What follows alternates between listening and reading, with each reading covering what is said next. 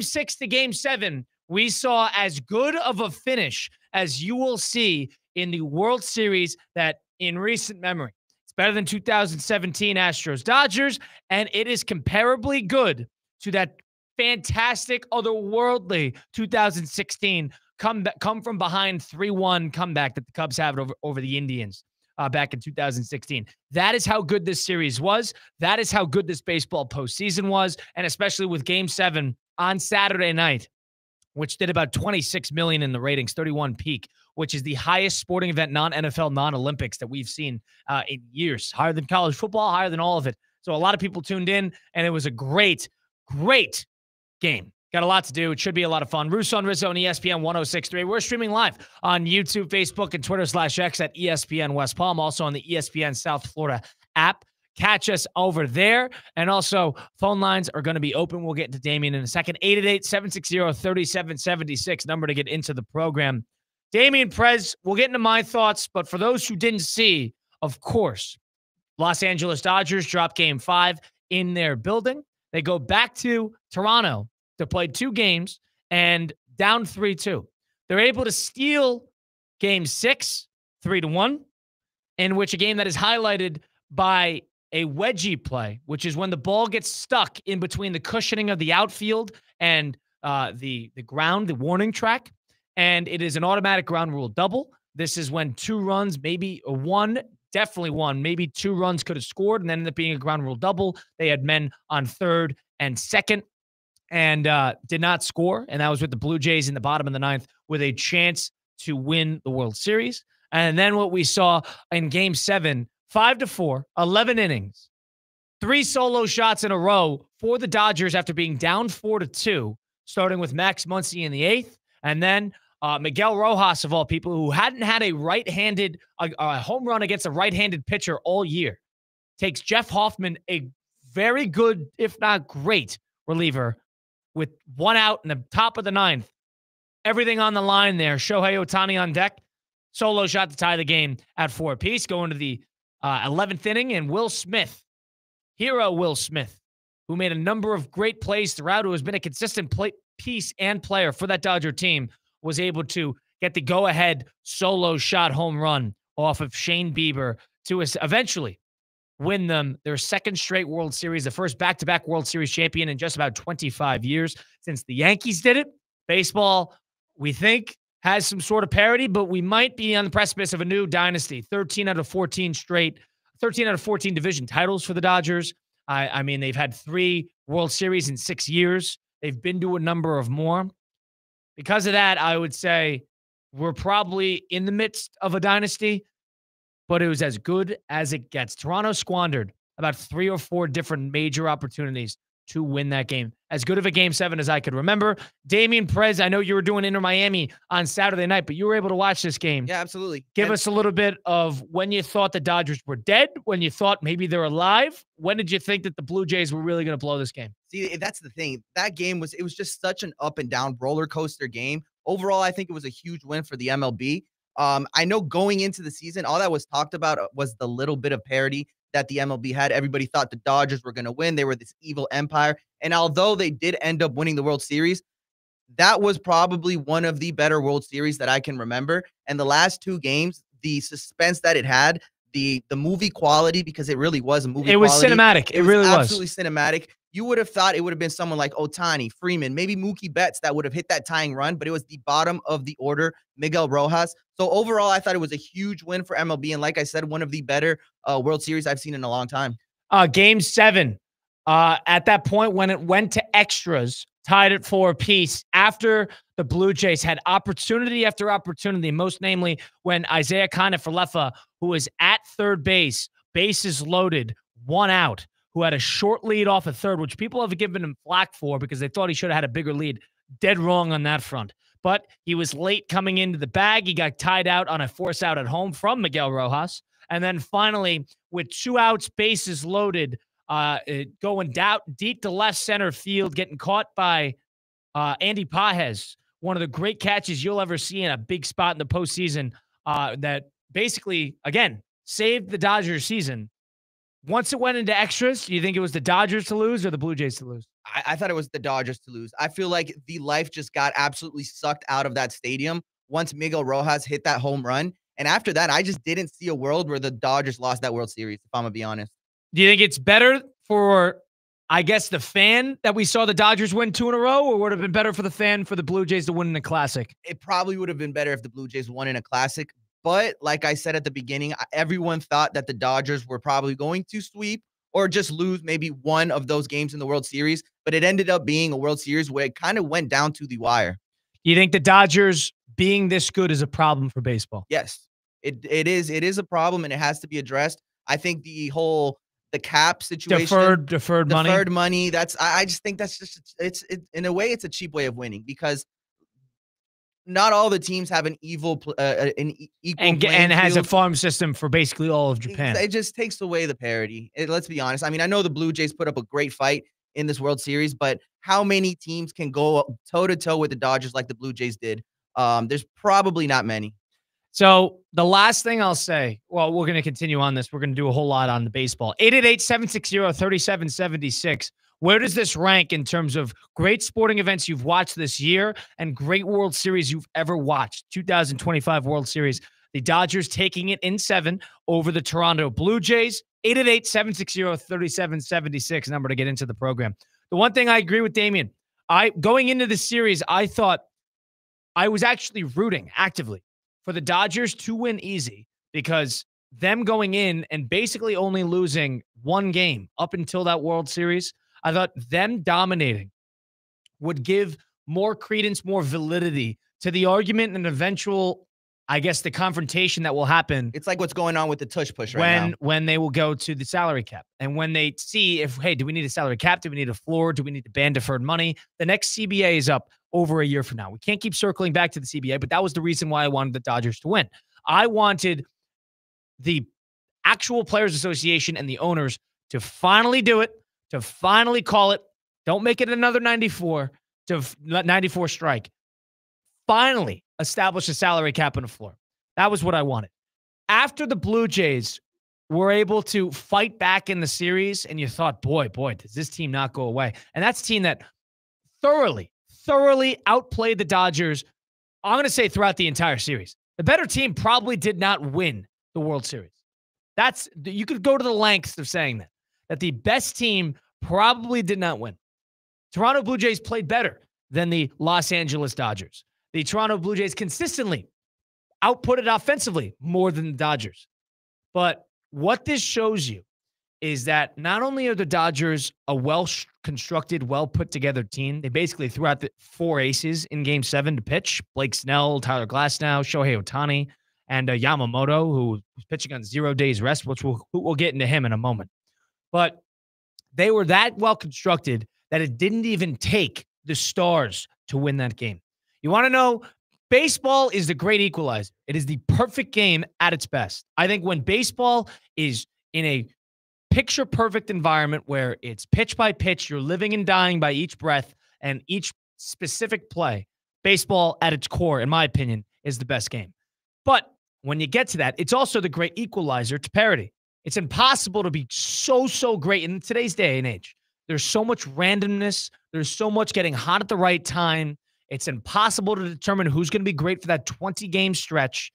And maybe last 25 years, there was some validity to that argument. Now that the Dodgers have won 2 in a row, it just goes to show how well constructed they were because they hit 200 throughout the entire series.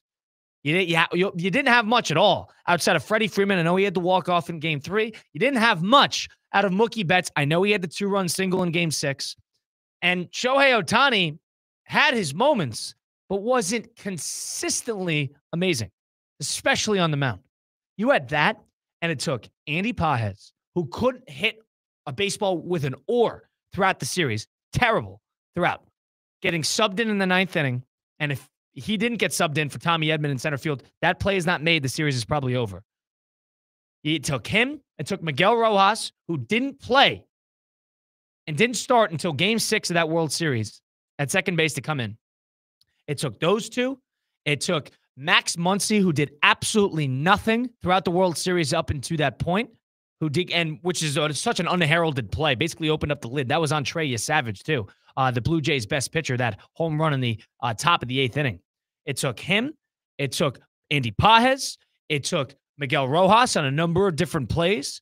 It took Will Smith behind the plate on the force out in the top of the ninth, on the bottom of the 9th, and also on the solo shot. It took Yoshinobu Yamamoto. It took this whole island of the unheralded part of the Dodgers to win that series. And it took another unheralded part, well, not really. Game 6, the end of the game, who was in center field? Justin Dean. Guy never plays, never gets at bats, to make the heads-up play, to throw his hands up when that ball goes into deep center, and it's a wedgie to basically force a ground rule double and kill the Blue Jays' momentum. That's another unheralded play that probably saved the Dodgers' season. Right then and there are 4 to 5 guys who are making league minimum or 2 league minimum that were the difference maker in the Dodgers winning that series. That is why baseball is the great equalizer. I'm so pleased to see that baseball has had a big couple of weeks because they had a great postseason all throughout it. You could go down the list. But what we saw in Game 6 and Game 7 is the epitome of drama, is the epitome of back and forth, and is the epitome of really resilience. Because the Dodgers show you that not only are they obviously well-constructed and they might be too good, they're probably too powerful, but they got guts, and they're unafraid, and they're winners. That's where you got to give Dave Roberts, the manager of the Los Angeles Dodgers, and you got to give all those unheralded players on the Dodgers their flowers for basically winning them the series. Wasn't Mookie Betts. It wasn't Freddie Freeman. It wasn't really even Shohei. It wasn't even Ohtani. Yamamoto's a $325 million pitcher. Fine. All right, have that one. He was a World Series MVP for a reason, and he deserves it. You got to give your thanks to Miguel Rojas, who Dodger fans wanted to, send down to AAA. Andy Pajes, who had 1 hit basically throughout the postseason. And you got to give it to Max Muncy and Will Smith. Those guys saved the season. As good of a game as you could possibly imagine. Is that the best baseball game you ever watched, Damian? Probably has to be. I mean, the way it all ended, the way it all went down with that unlikely hero being in Miguel Rojas and then just going into the extra innings in Toronto. That's another thing because that stadium was rocking both Game 6 and Game 7. So just the way it all went down, I mean, it has to be the best game I've ever seen. Has to be one of, if not the best game in recent memory in Major League history. You could always go back to the David Freese game, 11 innings, Rangers-Cardinals in 2011, where Joe Buck's "We'll See You Tomorrow Night" was as good, iconic of a call as you ever see. That was one of the best back-and-forth games in baseball history. You could go to the Cleveland Indians and Chicago Cubs game with the Davis home run and the weather delay and not winning it in 108 years. All that all goes into it. But what we saw in Game 7, I know it was, the implication wasn't there. I know Toronto hadn't won in 30 years, but the Dodgers were there last year. In terms of pure baseball dramatics, that was as good as it gets. As good as it gets. And I didn't think they got anything wrong. There was no brutal play. The umpires were not terrific, but they mostly got all the major calls right. I'm floored. Where does that rank in terms of the best sporting events you watched this year, 2025? Wow. It's got to be, for me, in the top 3. I was going to say top 3. We're going to get into our top 3 a little later on in the show. But if you're a baseball fan, if you're a sports fan, what you saw in Game 7 was the epitome of how good it can get. Really was.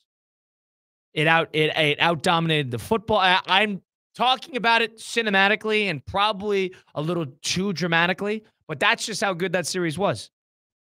Because it had everything. Yoshinobu Yamamoto, let's put this into perspective for a second. He went Game 6, and he had 96 pitches. This is after he went Game 2, and he pitched a complete game, only allowing 1 run and getting the Dodgers a win on the road. He goes back in Game 6, do or die time. The Blue Jays have outplayed the Dodgers thoroughly in the last 2 games. Myself included, thought the Dodgers were close to dead. He goes in and pitches a gem. Not as great as he has been, but still. Then he comes in 0 days rest. People who don't understand baseball don't really understand just how crazy that actually is. When Madison Bumgarner, who's widely heralded as one of the best, if not the best postseason pitcher of all time, came in Game 7 of the 2014 World Series and pitched 5 scoreless in Game 7 on 2 days or 3 days rest after pitching a complete game shutout in Game 5 for the Giants. People think that's crazy. 0 days rest, and he was able to go 2 2/3 scoreless, pick up the win, and get the game closing outs. He was the Terminator. He was a Terminator. You want to talk about a pitcher that you're looking at the next great one? Look no further than Yamamoto. He might be my favorite player from this series because that is as crazy of an athletic sporting feat, high-pressure situation as you could possibly imagine, which is why you get nervous because there's going to be another Japanese phenom probably after him, and there's going to be one after him, and Roki Sasaki hasn't even caught his groove yet. And when these guys keep coming, and they continue to go to the Dodgers because it's basically like all the best friends hanging out, and they're all great baseball players, and it's a good market for Japanese baseball players. When that continues to happen, they're going to need to start doing a draft for the Japanese players instead of just jumping into free agency. 888-760-3776. Where does 2025 World Series rank for you, especially Game 7, in terms of the great sporting events you've seen this year? Give us your thoughts in reacting to that all-time classic of a game. Russo and Rizzo, Colin Russo. No Mike Rizzo today. He is out. We got Damian Perez. 888-760-3776. Number to get into the program. Download the ESPN South Florida app today. The ESPN South Florida app is your place for Russo and Rizzo. For Theoretically Speaking, you can listen to on the app just about anywhere. It's free to download. And also listen to Inter Miami, English and Spanish. Listen to Kaiser University football games and listen to the Florida Panthers on their quest for a three-peat. Had a big win over the Dallas Stars over the weekend down in Sunrise on a shootout. Brad Marchand, who's having a superb season himself.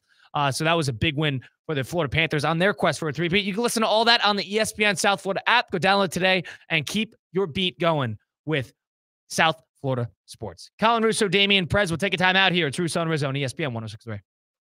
Live from the Anajar and Levine Accident Attorney Studios. Anajar and Levine Accident Attorneys. Call 1-800-747-FREE. This is ESPN 106.3. I'm Mark Anajar. I'm Glenn Levine. I'm Ellie Anajar. Together, we're Anajar and Levine, and our team is a triple threat to big insurance companies. Don't settle with the insurance companies for a fraction of what your case is worth. We'll fight to get you the maximum compensation you deserve. That's the Anajar and Levine difference. Get your free case review right now. We'll help you take back control of your life. Call 1-800-747-FREE. That's 1-800-747-3733. In office, West Palm Beach. Hi, it's Evan Cohen from Unsportsmanlike, and when it comes to the NBA, I'm like a kid in a candy store. I want it all. It's Monday Night Basketball as the Heat take on the Clippers in L.A. Coverage starts at 10 p.m. Stay up late and catch every bucket right here on ESPN 106.3. Calling all sports fans, grab your MVP card and head to Duffy's where you can catch all of the action. Not an MVP? Sign up for free and start earning rewards today. Duffy's is voted the best sports grill year after year with their award-winning burgers and wings. Don't forget about Duffy's famous 2-for-1 drinks all day, every day. And with over 80 TVs in every location, you'll never miss a minute of the game. Visit Duffy'sMVP.com to learn more. Duffy's, our game is always on. Hey guys, Mike Rizzo here. I know you're moving soon. Don't stress it. Call Good Greek for your total relocation solution. From packing and storage to local and long-distance moves, Spiro and his team at Good Greek Moving and Storage has you covered from start to finish. Trusted by families, businesses, and teams like the Heat and the Hurricanes for over 2 decades. Make your next move simple, safe, and stress-free. Good Greek Moving and Storage. Your superhero movers. Mondays just got better for the men of Palm Beach County. Unlimited Auto Wash is offering $5 off any wash every Monday at all 6 convenient locations. Men's Monday at Unlimited Auto Wash. Don't miss it. For 48 straight years, Ford F-Series have been the best-selling trucks in America. We got here by engineering breakthrough technology, redefining Built Ford Tough, and never settling for second best. But what's really made Ford F-Series the #1 selling trucks in America? is you. Ford F-Series, built Ford tough. Based on 1977 to 2024 calendar year total sales. Kaiser University's flagship campus. The 100-acre residential campus at 2600 North Military Trail in West Palm Beach extends Kaiser University's educational offerings to over 100 degrees. Kaiser University also has an athletic program with 26 national championships, including back-to-back-to-back lacrosse titles, and they just won their first ever national championship for men's tennis. Visit KUCHawks.com for the latest on the championship flagship campus of Kaiser University.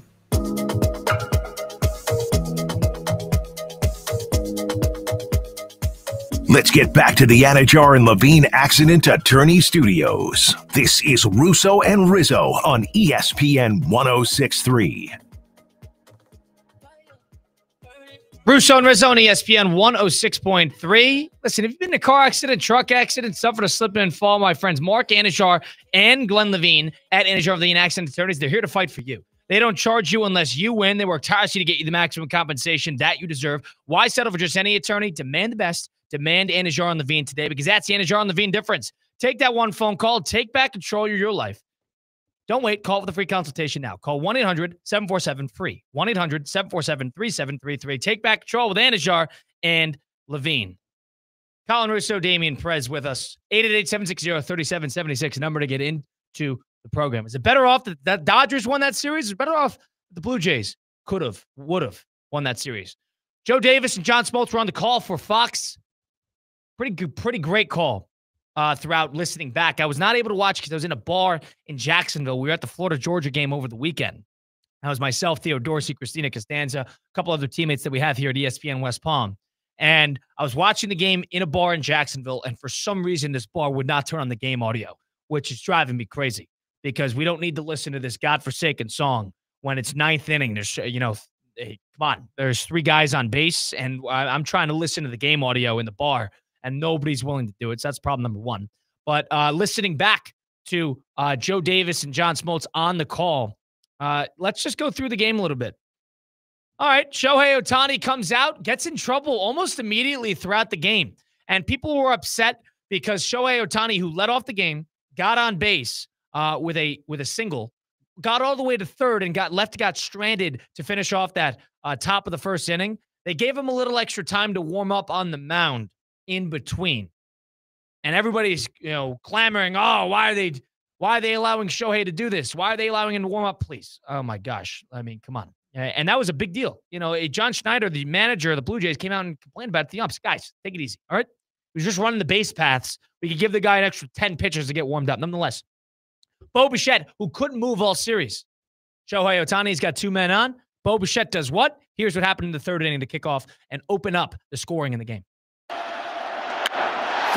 Deep center. Edmonds going back. The ball is going long. 3-run home run. Bo Bichette. There's Bo Bichette's home run to take an early lead. 3-0 to be, in fact. How about that? All right. You go in further into the game. All right. Teoscar Hernandez is able to get a sac fly to get another run in from Tommy Edman. It's 4-2, and we're on the top of the eighth. We're within single digits outs of the Blue Jays getting their first World Series in just about 30 years. I think this is the most underrated play of the entire game because Trey Yesavage, who has been the Blue Jays' best pitcher throughout the postseason, had 11 strikeouts 2 days prior, has been dominant to this point. What does Max Muncy do? Even with nobody on it, even if it didn't tie the game. Here's what Max Muncy did in the top of the eighth inning. The 1-1 from Yesavage. Muncy hits a high drive to deep right field, headed for the pole and gone. Max Muncy brings the Dodgers back to within one with a no-doubt shot. And after that, we talked about it. When that actually happened, and once you got to through the eighth, and you knew because it was going to be Kike, then it was going to be Rojas, and then it was going to be Ohtani. You knew within three batters that Ohtani was going to get it at bat. That's what anybody was thinking about. So they put in Jeff Hoffman, the Blue Jays do. Their closer up one in the top of the ninth. You got one out. Miguel Rojas with a full count. Payoff pitch. What happens? Miguel Rojas, who, by the way, hadn't gotten a home run since September 18th. and hadn't gotten a home run off a righty pitcher all year. Here's what Miguel Rojas has to say. Payoff. Drilled to left field and deep and gone! No way! Miguel Rojas! That's as good as it gets. That's the best one, Damian. When he goes, no way. Yeah, I love the no way. That's the fan in him coming out. And we all had that same reaction just looking at that pitch as it left his bat. No way. No way. Guy who doesn't hit home runs, who is not a great power hitter, who has not done much of anything this postseason. He's in the lineup for his glove, and just because he's better than Andy Paez, unbelievable. With Ohtani just warming up right with behind Ohtani, him that's all anybody was thinking about. It's going to be Ohtani with 2 outs, down 1 in the World Series. And I'll tell you this, Ohtani would not have gotten a hit there. It would have been, and I know it was different, but like with that type of leverage, down 1, oh my god. This guy had nothing to lose at the end of the day. Nothing to lose. And then you get to the bottom of the 9th, and a number of things happen. They load the bases. They're in a lot of trouble. And Rojas, once again, our guy, Miguel Rojas. Bases loaded, 1 out. Isaiah Kiner-Falefa, IKF, who Yankee fans know well, on third base, a short lead. Little blooper to the second baseman. Here's what Rojas has to do. Varsho. Roller to second. Rojas comes home in time. And it's Miguel Rojas who ties it in the top of the 9th. Saves it in the bottom of the 9th. Now, I was glad I was watching this specific play with people to get that second out in the 9th inning, because I was around a bunch of people in the bar. Everybody, ears perked up. Oh, my gosh, is he safe? Is he out? And they called it out in the field. And so what happened with Dalton Varsho is bases loaded. Everybody has to advance. Launched a little ground ball to Miguel Rojas at second base. Fires it right to home plate. Will Smith has to lift his leg off the bag to catch the baseball. And then he has to bring the foot back down before IKF, who bizarrely is sliding feet first. He didn't dive for it. I honestly, if you want to give IKF problems for anything, it's not off the leadoff third base. It's his slide. He's not sliding. If anything, run through it. Run through it, number 1, or 2, slide with your hands. I don't know why he's sliding with his feet. It seemed like he was trying to make a moment out of it. His hands were up. Point being, that play was as close as it gets. Within hundredths of a second, it seemed. Will Smith's leg off the bag and then on the bag. Did you think he was out when that happened live in person, Damian? I did. I just felt like everything was going right for the Dodgers. And at that instant, I kind of felt, it was just like a feeling. Yeah, he's definitely out. And what Dave Roberts did, and this is probably the best move he made all game, not even pitching Yamamoto. The best move he made all game was taking out Tommy Edman at center field and putting in Andy Paez, who has been a terrible bat. Tommy Edman's been a better bat, but he put him in for his defense because he knew that the rest of the game, and especially at a tie game, a defense is going to be paramount. So he puts in Andy Paez at center field, and with still 3 men on, 2 outs, everybody's eyes are on, can something happen here? Ernie Clement, who, by the way, broke somehow, some way. What a bizarre stat when they pulled that up. Ernie Clement, who has been in and out of AAA, has not been a big-time player. That just goes to show the randomness of baseball. Launches one to deep left center field. I thought this was landing. I thought this was going to be the game. Ernie Clement launched one to left center field. See what happens. Fly ball to left field. Hernandez on the run with Paez over his head. Paez runs him over. Oh, my gosh. Makes the catch. Sends game 7 to the 10th. Oh, my gosh. That is as awesome of a play as anybody could ever make at center field. Kike Hernandez, who, by the way, for some odd reason, is playing left, trying to run underneath it like he's going to basket catch it like Willie Mays at the Polo Grounds, and is basically running like he's a wide receiver on a go route. Andy Paez goes, absolutely not. Get out of my way.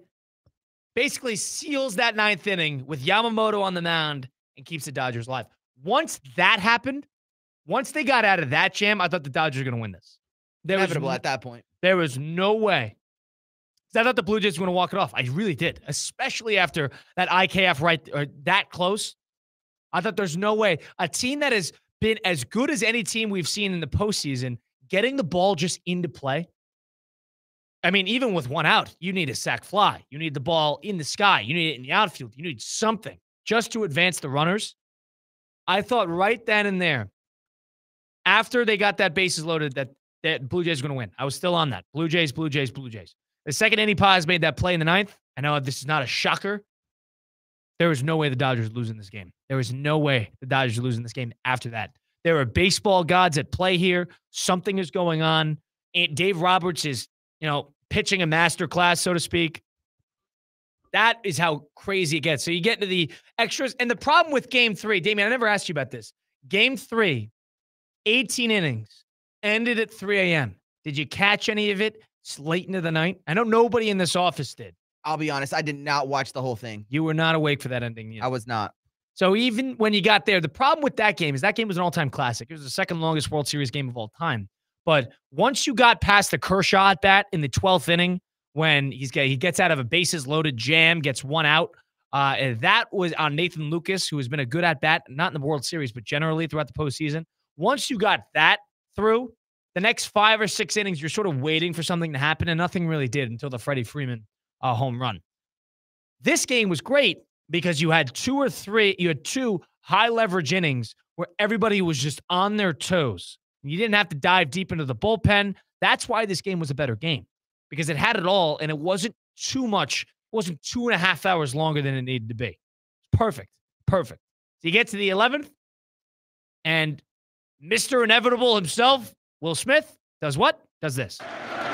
Smith, it's a high fly ball to deep left field. It's got a chance. It is gone. It's Will Smith in Game 7. Will Smith. 6 straight World Series wins for guys named Will Smith. Of course, the relief pitcher and then the catcher for the Dodgers. That's bizarre. But nonetheless, Will Smith able to put him ahead 5-4. Then Yamamoto. I actually thought they were going to take out Yamamoto. I know Sasaki was all over the place with his control at the end of Game 6, but I actually thought they were going to pull Yamamoto first sign of trouble. He even gets himself into trouble. Runners on first and third, one out. Yamamoto on the mound. Can he close it? Here's what happens. Here's the 0-2 pitch. Kirk bounces one up the middle. Bats to the back. Over to first to beat the champ. You got to knock him out. The Dodgers stand tall and win back-to-back titles. Can you even blame me for rooting for the Dodgers at that point? To beat the champ, you got to knock them out. As good of a last 5 innings as baseball ever gets. Shame on anybody who missed that game. They knew who I'm talking about. Shame on anybody who missed that game. As good as baseball gets. And Mookie Betts to close it, making a crucial double play at second. Alejandro Kirk, who can't run out of first baseman to save his life. That was it. Call it. Finish it. 5-4. They got Shohei Ohtani getting interviewed after the game with his interpreter. Shohei, we all know you speak English. Yeah, that thank you was way Did you too hear smooth. the thank you, Yes, guys? We'll find that audio. We'll play that after the break. Shohei Ohtani is doing an interview with the guys on the desk, post-game, Burkhart, all the guys. And he's answering in Japanese with his interpreter, as he always does. And then at the end, he goes, thank you, guys. It was a little too smooth. It was a little too smooth. It was a little too smooth for my liking. We'll play that after the break. But Shohei Ohtani, you're not fooling anybody, pal. I know he's answering for the Japanese fans, and the rating hasn't even come out in Japan. 11 million people watched in Canada. 11 million people. On top of the 26 million who watched in the United States. All right. 37 right then and there. I'm willing to bet that over 13 million people watched it in Japan. 13. Shohei starting on the mound too. I'm willing to bet over 13 million people watched it. That game did 50 million at least worldwide. Oof. NFL. That's the type of game that the NFL raises their eyebrows at. They got 50 million internationally. Oh my goodness. That's why the NFL is doing what they're doing with these international games. There's an international appeal to it. And anybody who wants to argue that the NBA has got more of a cultural appeal to themselves, baseball is still king at its best. It is. There was a Game 7 in the NBA with the Thunder and the Pacers. 16 million watched that. 16. 26 domestically. And that's not even including the international appeal. And the baseball sort of had a perfect storm. Big star, huge market. Two countries really represented with Japan and the Dodgers and Canada and Toronto. Perfect storm, no doubt. No doubt. But you want to talk about a true people have to watch it appeal? You could follow the NBA. You don't need to watch the NBA. That's the NBA's problem. But you can't argue now. You can't argue that the MLB has a bigger appeal to the common fan that wants to watch a game compared to the NBA. So I'm done hearing that. Might be more popular. The players might be more popular. Fine. But not many, more people don't want to watch. Neither here nor there. Damian Perez, Colin Russo. I want to play that Shohei audio because something's up there. Shohei, we know you speak English. We know. Get into a whole lot more. We got a packed NFL Sunday to break down. 888-760-3776. We're going to give our top 3 sporting events from 2025. That's all to come. It's Russo and Rizzo on ESPN 106.3. Live from the Anajar and Levine Accident Attorney Studios. Anajar and Levine Accident Attorneys. Call 1-800-747-FREE. This is ESPN 106.3. Get ready, South Florida. It's the 12th annual Boca Raton Bowl. Tuesday, December 23rd, 2 p.m. at FAU's Flagler Credit Union Stadium. 2 of the best group of 5 teams go head-to-head in the ultimate holiday showdown. Over 150 players have gone from this field to the NFL. Who's next? Visit BocaRatonBowl.com for the latest, including when tickets will go on sale. The 12th annual Boca Raton Bowl, Tuesday, December 23rd, 2 p.m. at Flagler Credit Union Stadium. For nearly 30 years, JAYS Associates has helped local businesses harness the full power of QuickBooks. This holiday season, they're thankful for the confidence their clients place in them year after year. From setup and cleanup to troubleshooting, management, and personalized QuickBooks training, JAYS brings clarity and reliability to your financial process. JAYS makes QuickBooks work the way it should for the way you work. Visit jayzolo.com to learn more. That's JZOLLO.com. College basketball is coming to Sunrise. Catch a thrilling doubleheader at the 2025 AutoNation Orange Bowl Basketball Classic. Be there at Amerant Bank Arena on Saturday, December 13th as the defending national champions, the Florida Gators, take on George Washington, and the Florida State Seminoles battle the UMass Minutemen. Tip-off is at noon. Bring the whole family and enjoy the pregame party on the plaza. 1 ticket, 2 college basketball matchups. Tickets start at Good yourself, my friend. Congratulations. Another World Series. You came in with a World Series. You got 2 now. So we'll have to see if you can do it again next year. But enjoy this, Shohei. Thanks so much. Thank you, guys. Thank you. Hey, Shohei, you had amazing performances this postseason.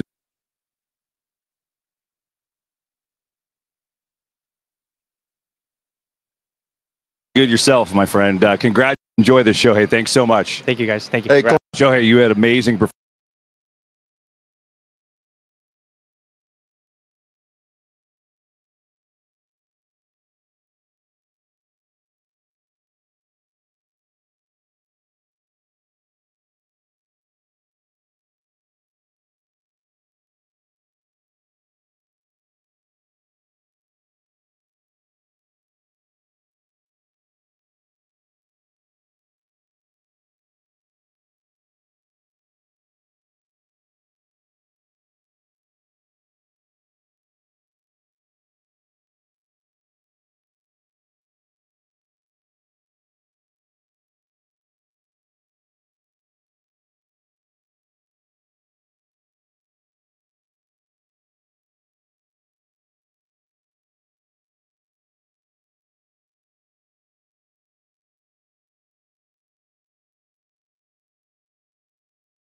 ESPNWestPalm.com. Baptist Health Orthopedic Care. Welcome to being treated like a pro.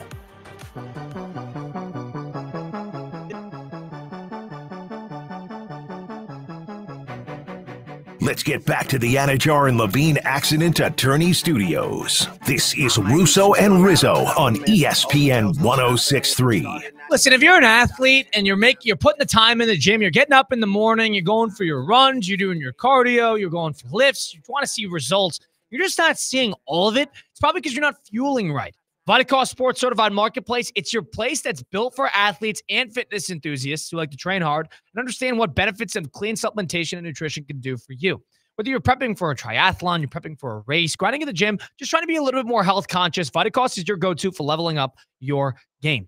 Their new sports.com marketplace has over 400 performance-enhancing supplements, all certified, which means they're free of banned substances that help you level up your game. Visit Vitacost.com/sport-certified to make your purchase today. Use code ESPN20, ESPN20 for 20% off. Level up your game over at Vitacost. You get Colin Russo and Damian Perez with you. It's Russo and Rizzo on ESPN 1063. No Mike Rizzo in the house today. Having a good time streaming live on YouTube, Facebook, and Twitter/X at ESPN West Palm and ESPN South Florida.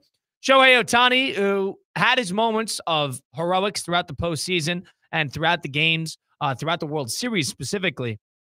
One thing about him that I don't know if I buy is that he needs a translator. Maybe he does it just to appeal to the Japanese audience and he wants to talk to the home fans. I get that. Take a listen to what Shohei Ohtani, here's how he was talking on the desk, Burkhardt, Ortiz, all the guys on the Fox desk after the game. And he was having his translator translate his answers. And they asked him about Yamamoto coming back out there. They asked him about all the big spots of the game. And to finish off the interview, here's what Shohei had to say. Good yourself, my friend. Congratulations. Another World Series. You came in with a World Series. You got 2 now. So we'll have to see if you can do it again next year. But enjoy this, Shohei. Thanks so much. Thank you, guys. Thank you. Hey, Shohei, you had amazing. Thank you, guys. Thank you, guys. Thank you. Thank you. Not fooling me. You speak English, my friend. Shohei can come on this show right now, and he could co-host this today, and he wouldn't have a problem. He would not have a problem. Damien, you agree? As somebody who's bilingual himself, that is somebody who knows way English. Too smooth. That thank you was way too smooth. It came out way too natural, and it's almost like he speaks English all the time. He just doesn't want to do it in front of the world. You think he does that behind closed doors? Yeah, absolutely. I mean, even when he's you been see playing in him the United interact, States. Yeah, he's been playing in the United States for over 6 years. When you see him interact with his teammates, that doesn't look like someone who's never spoken a word to his teammates in English.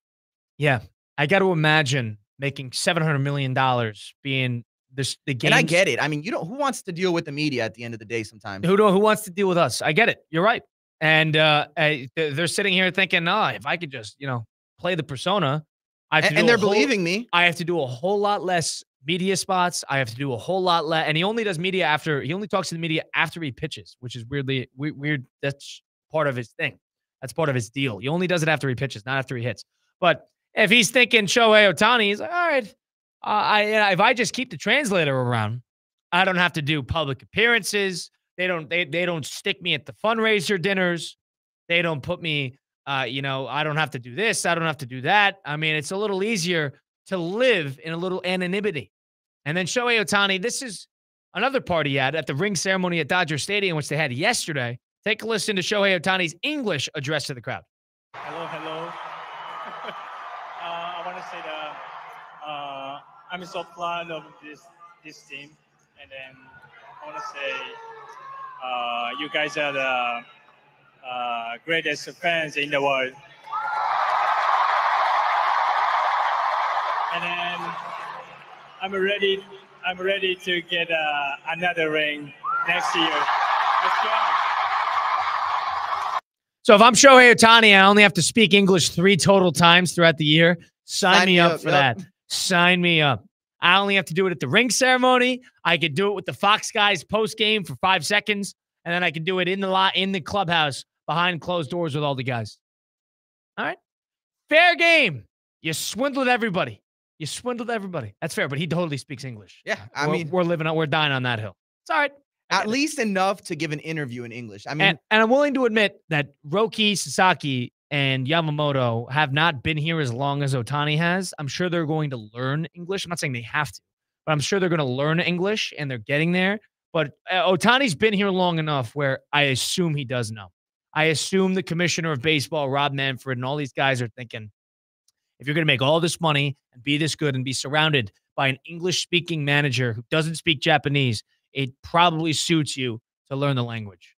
And I'm sure he does. And he does, and he does it quietly. So credit to him, because I know when Roki Sasaki was in a closing situation at Citizens Bank against the Phillies, and then they asked him post-game about all the Philly fans giving him grief, he straight up says, I don't understand English. I don't know what they're saying to me. So it's fine. All right, fair enough. I guess that's another benefit, is the trash talk from the American fan does not get underneath your skin. Game 7 went to the Dodgers. They came back down from 3-2 in the 2025 World Series. Game 7 was Up near the top of the sporting events I've seen in 2025, Damien, do you have 3 to 5 in mind, sporting events that rival or that the 2025 Game 7 of the World Series, does it enter into that stratosphere for you? Is it in that category? Or Yes, can you it think of definitely is. sporting events that have triumphed it? Another one that comes to mind freshly, it's like when you brought this up, that was the first one that came to mind, was that Carlos Alcaraz versus Sinner On the French Grand Open. Slam final. In the French And Open. Damien and I watched that together. Oh, we were right here for that. We were right here for that. We were in Sunday Huddle on a Sunday morning, and we were watching that first set and thinking, boy, is Carlos dead. Yep. And it was one of those things where, similar to the Dodgers, Blue Jays, you just didn't know where it was headed. Because at some point, Sinner had the win. I think he had like the match point. He had like triple 2 or 3 championship times. point in the fourth set, 5-3. Carlos pulled out. Like, it was just unbelievable. It was just the cinema. That's the word. That's the theme, I would say, of these games. It's just the cinema that these games bring. It's really the epitome of sports, to be honest. I think that was the best. I think that takes number 1 for me. I'm gonna be honest. That's right at the top for me. I think that takes number 1. I think that French Open final, Sinner Alcaraz, which Christian Cat and Mike Rizzo did not even know was on TV, by the way, which is a joke. Nonetheless, Damien Perez agrees. That is probably the best sporting event I watched all year to this point. Number 2, I think I might give it to Game 7. And I don't know if I'm really rock solid there. Do you have another one in mind that pops to mind? Because I have one more that I think comes in that category. That's a perfect number 2, because for everything that the game brought, all the narratives going into it, all the narratives at the beginning of the season, the unlikely hero that there was, like Marcos Rojas, not just on that home run, but also on that defensive fielding play. So everything added up. I think the culmination of the event and the context as well. That was a Game 7. That was a clinching game. You win that game, you pretty much bring the bacon home. Yeah. So with everything the whole cake that baked, I think that's up there for number 2. Yeah, I'm going to go that one. And you know what one also comes into mind was McIlroy versus Justin Rose on a playoff on 18, final round of the Masters. Rory trying to win his basically the Grand Slam of all the majors. And he hadn't had a Masters. He was looking to kind of not restore glory. He's been great, but get that Masters, get that jacket. And Justin Rose was hot in his tail, shooting 6 under in the final round onto a playoff on 18. Everybody's wondering if McIlroy is going to blow it, and if Rose, who was absolutely electric throughout. I thought that was probably the 3rd best sporting event I watched all year. That Sunday at the Masters, that French Open final between Carlos Alcaraz and Jannik Sinner, and then Game 7 of the World Series are probably the 3 best events I watched all year. And there was a couple NBA playoff games, a couple Stanley Cup games that come into the foresight once you start thinking and diving into it. Game 2 Stanley Cup between the Oilers and the Panthers comes into mind in the Stanley Cup final. Game 1 Knicks Pacers when Tyrese Halliburton had the game that was tying. Game. We thought it was a game-winning shot. Yes. Remember the one that bounced high off the rim and he does the choke signal to Reggie Miller and they checked his foot was on the line. They went to ended OT, up winning. and they still ended up winning, and everybody was nervous that they wouldn't. That was probably the best game of that postseason, and there were a number of good games. It was a good NBA playoff. That comes to mind. Game 1 against the Thunder Pacers when Tyrese Halliburton, again, hits the home, wins, steals Game 1 off the game winner. That one pops to mind. Nobody thought they would win that game in Oklahoma. Nobody thought they'd win that game. Everybody thought it would be a 5-game series. They were able to push it 7. We were robbed of a great Game 7 because Halliburton got hurt. That pops to mind in terms of the great sporting events of the year to this point. Super Bowl didn't do it. Super Bowl did not do it. Yeah. You know, Bills Chiefs AFC Championship game was up there. That was a great game. You know, it hurts because they screwed up the 4th and inches with Josh Allen on the sneak. They screwed that up. And there was an incorrect call, and the Bills got screwed. Now they got the ball back again. It was a whole thing, but that stains the game to me a little bit. But that was an all-time great game. And outside of that, those are the 5 or 6 that come to mind immediately. And I'm not a soccer fan. I know Damien Perez is. And to this day, top 3 sporting events, top 5 sporting events I think I've ever watched. It's World Cup final. Argentina and France. Unbelievable. That's probably unbelievable. It's the best soccer match I've ever watched. Yeah, that's up there for sure. That's up there for sure for anybody, any soccer fan. Best one I've ever watched for sure. The implication, that was probably the back and forward. Right. If I were to, chalk it up and think of one I don't follow the season as in tune as somebody like Damian Perez or Mike Rizzo, who's not here today. But are there any others that I'm missing? Is there some in soccer that I'm missing? If we're thinking like what the best match, that is honestly, I can't think of any match that has been played since that match that will kind of compete with it. So to me, that's probably the epitome of a soccer match. That's probably the you got to best think one. implications, right? You got to think. And I watched the Champions final, which was at MetLife. And I actually watched that. That was an easy one with Chelsea. PSG. And they dominated. Yep. And that was an easy one. Everyone thought PSG would win that too. PSG coming into that game absolutely dominated. That was probably the most implicating game of the season. Am I wrong there? It was the Club World Cup. So yeah, at a club level, absolutely was the most implicating game. And coming into it, everyone thought PSG would absolutely dominate that because they've been dominating the entire tournament. And Chelsea absolutely destroyed them. I don't think there was a chance. Yeah, I don't think there was a chance in that game. Not close. It was quick. Yeah. That was a game I actually watched at a hostel in Peru with with 3 guys from the Netherlands and 2 from England. So I was watching it. These are the people you need to watch it with. Yeah, absolutely. So I remember just right then there implicating game because it was right after Wimbledon that happened because Wimbledon, Yannick Sinner, Alcaraz, in which Sinner won easy. So I watched both of those actually in my hostel in Cusco, Peru. But outside of that, that's it. If you're thinking about the best sporting events of the year, you can't do NFL yet because the NFL postseason, we're going to think of the previous one. You're going the Game 7 of the World Series, French Open final between Sinner and Alcaraz, Masters final round. I'd even throw in the Ryder Cup that Sunday. It was very dramatic. It didn't have a great finish after the missed putt by Russell Henley, but that comes up. But outside of that, you're thinking of a couple NBA games. Game 2 of the Stanley Cup final was the best game. It wasn't a 7-game series, but that was probably the best game. Even if you want to go to 7 between the Maple Leafs and the Panthers as well. NCAA tournament, Duke blowing that game to Houston comes to mind. Up 12 in that Final Four. That was pathetic. Walter Clayton's moment in the Final Four was also unbelievable. Absolutely. So those are a couple that come to mind. There's not all-time great college games. There's all-time great collapse at Duke, but I don't know if that sneaks into that category. I'm just thinking off the top here. Those are probably the best I could think of this year. And I don't know if we will see a better sporting event the rest of the year because it's all going to be regular season and the beginning parts of the college football playoff the rest of the way. That is what you're going to look at. And the college football playoff was mostly uncompetitive. End of Texas, Ohio State was good. End of Penn State, Notre Dame was good. Outside of that, the final was not good. 2025, Game 7. I love ranking it. I love figuring out what was the best event of the year. That 2025 Game 7, Blue Jays, Dodgers, I think I put that at number 2. Yeah, absolutely. And also from a Blue Jays perspective, I mean, how much better could you have played the Dodgers in a 7-game series, in a World Series of the MLB? Coming into it, the Dodgers were the evil empire. How much better could you have been if you were the Blue Jays? And how haunting is that for a fan? Yeah. That half a step short, half a second short. I mean, George Springer was out there just absolutely just gutting it out. Couldn't move. Bo Bichette couldn't move. Vladdy Guerrero, who's on the precipice of one of the best postseasons of all time, hitting the baseball. Crucial plays in the field. Ernie Clement broke a record for most hits in a postseason, and they didn't even play in the wild card series. He had 30 hits. You had all your main guys. You had Shane Bieber go. You had Jeff Hoffman go. You had Trey Savage go.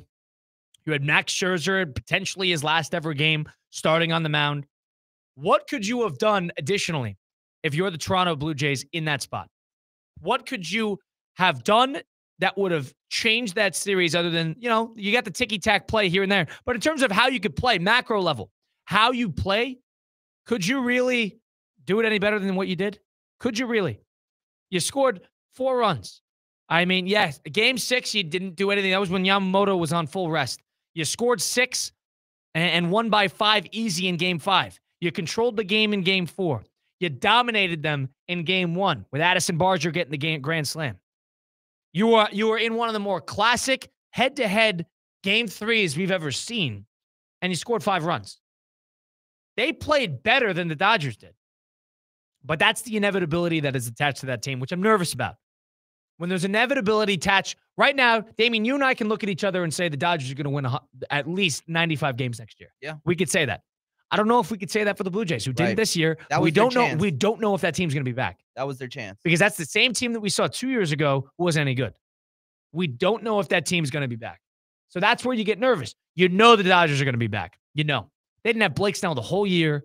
I mean, they had injuries left and right on the pitching staff. Glass now in and out. It's different. You know that the Dodgers are going to be there, and you don't know about anybody else. That's the randomness to baseball. The Dodgers have almost broken that. The randomness to baseball outside of the Yankees making the postseason most times and the Dodgers making the playoffs. They won the division 13 out of 14 years. Eesh. Parity. Not in that division. We'll get into the 5 and 5 as we enter into the second hour. First, wake up in the morning. Go start your day with a win. Go over to F45 downtown West Palm Beach. They got class-style workouts. It's functional fitness. So when you want to feel more mobile with your day, you want to get more strength, get your cardio up, get your heart rate up, do that at F45. They have classes in the morning and classes in the evening. 2 coaches on site making sure you're doing everything right. They got 2 coaches that are talking to you. You could actually make a relationship with these coaches. You know them. They know you. All the people in classes, you start to recognize people, a bunch of like-minded fitness individuals who like going to certain classes, having a good time, loud music. It's in and out in 40 minutes. Turn your brain off, follow along with what's on the screen, and then boom, your workout's done. You feel great about the rest of your day. That's F45 downtown West Palm Beach. Get more information today. We'll do a little 5 and 5 on the other side of things. Get into what we saw over the weekend on the football side. 2 hours to go right here on Russo Rizzo, ESPN 106.3. The adrenaline soars at the 36th Annual Stewart Air Show, November 7th, 8th, and 9th at Witham Field in Stewart. Celebrate aviation's best and feel the power and precision of military jets featuring the F-35 Lightning. On Friday, see the Twilight Air Show with fireworks and breathtaking drone display and Dirty Flight Suit Party by TD Bank. Witness aviation history and the legendary B-29 Super Fortress. Kids will love the adventure of a scavenger hunt sponsored by Dave & Buster's. Tickets and upgrade information available now at StewartAirShow.com. Your ambition just met its match with Robinhood. Trade stocks and ETFs, options, futures, and crypto all on one platform. Get started today at Robinhood.com/yourmoney. Robinhood, the official jersey patch partner of the Miami Heat. All investments involve risk, including loss of principal. Options, futures, and crypto trading carry significant risk and may not suit all investors. Securities offered through Robinhood Financial LLC, member SIPC. Futures trading is offered by Robinhood Derivatives LLC, not FDIC or SIPC protected. Crypto offered through Robinhood Crypto LLC, NMLS ID 1702840, not FDIC or SIPC protected. Portfolio management offered by Robinhood Strategies, an SEC registered advisor. Get ready, South Florida. Championship season is coming. Join us Saturday, November 15th from 10 a.m. to 1 p.m. at the Wells Recreation Center in Riviera Beach for a free championship community celebration with the 2026 Miami Host Committee. Bring the whole family for a fun-filled morning with live music, local vendors, exciting activations, and a special food distribution. Celebrate our community and gear up for the College Football National Championship Saturday, November 15th at the Wells Recreation Center. During football season, keep your home in the win column with EDS Air Conditioning. Right now, qualified customers can score 0% interest for 60 months on a brand new AC. Hot streaks belong on the field, not in your living room. With over 800 Google reviews and a 4.8 star rating, EDS is the trusted MVP since 2006. Visit EDSisyes.com today, kick off your game day comfort, and don't sweat the small stuff.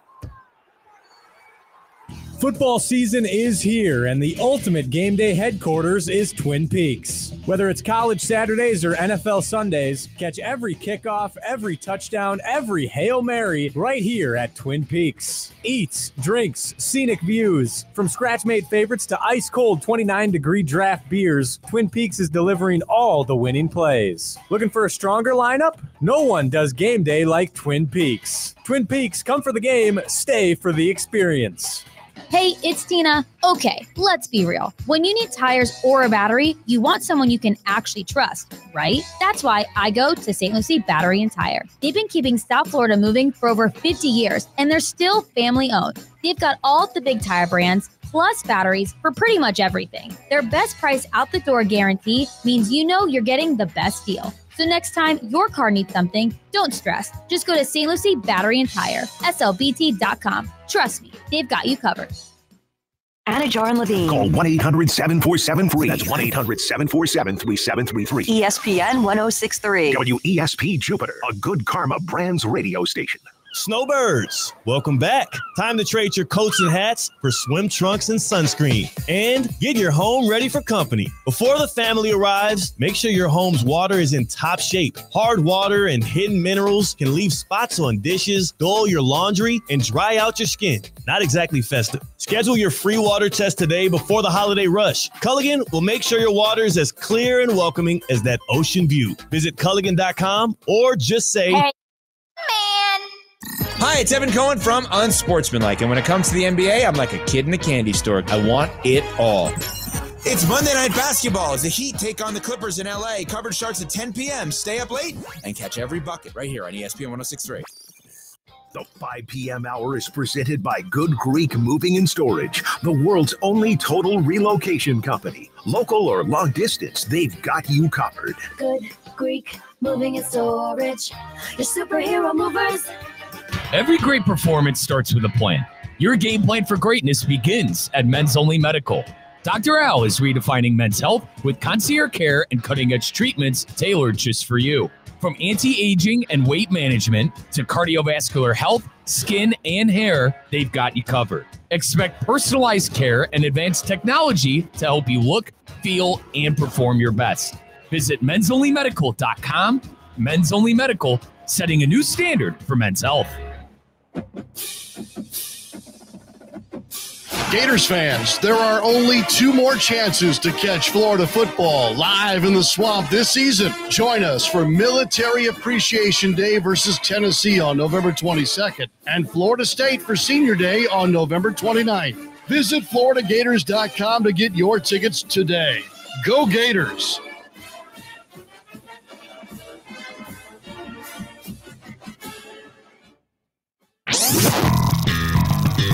Now, it's time for a little R&R. Call into the bucket, lays it up and in. Ball game! Rizzo! Live in the Anajar and Levine Accident Attorney Studios, this is Russo and Rizzo on ESPN 106.3. This team is going to be tough when they finally get it together. Sit back and relax. Let Russo and Rizzo take you home. Oh, mercy! Light him up, Colin!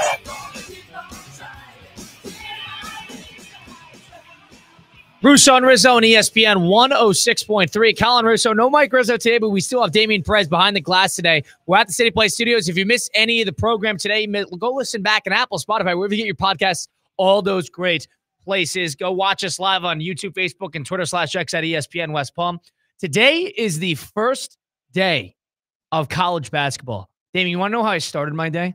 How's that? There was an early game, right? Like around 11. Winthrop, Queens, 8 a.m. tip in Rock Hill, South Carolina. You know who's watching that game? You were. Colin Russo.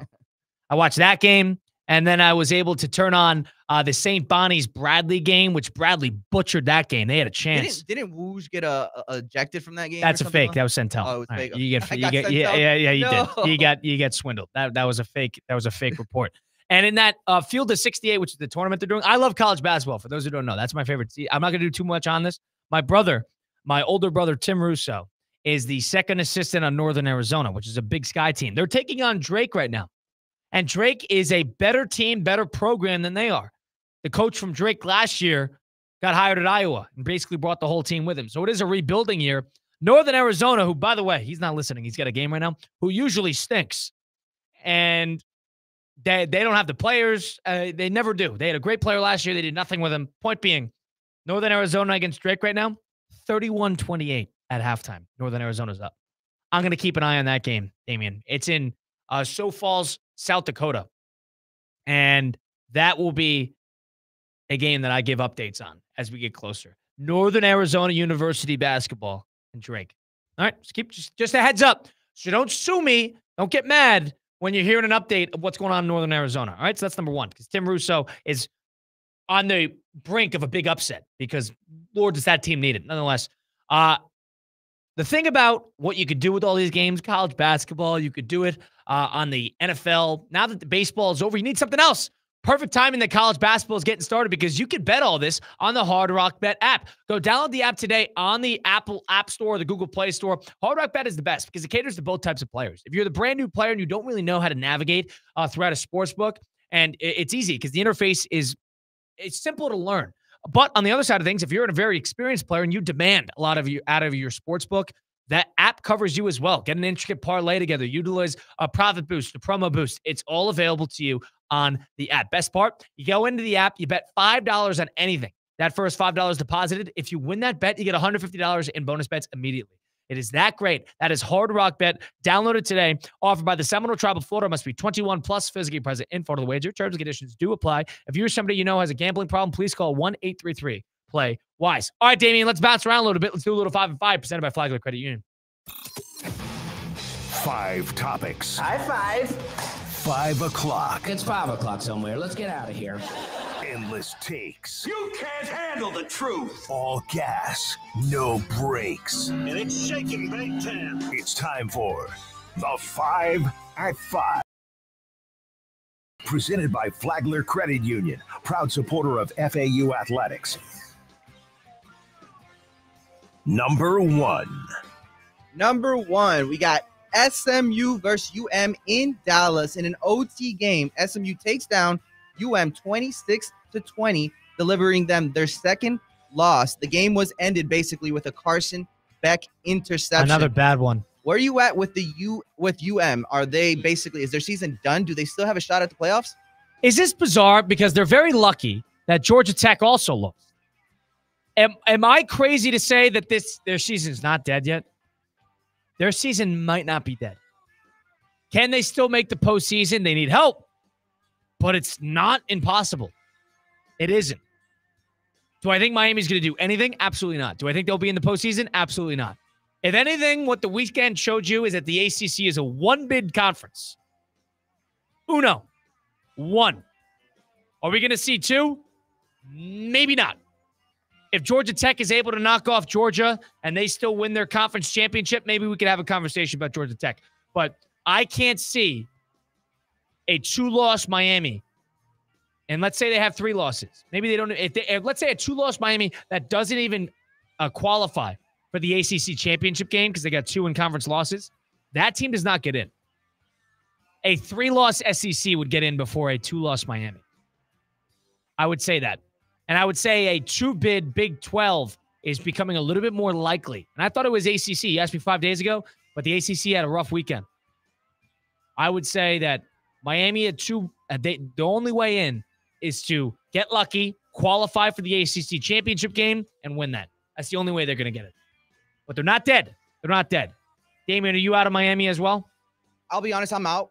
And that all comes down to Carson Beck. This is the second game where he throws an interception that basically loses them the game to an ACC opponent. So if it comes down to that, I have to be out on UM this year. Yeah, and every Georgia fan is sitting there thinking, boy, oh boy, I am glad that is not us, because that is what they dealt with basically all year long.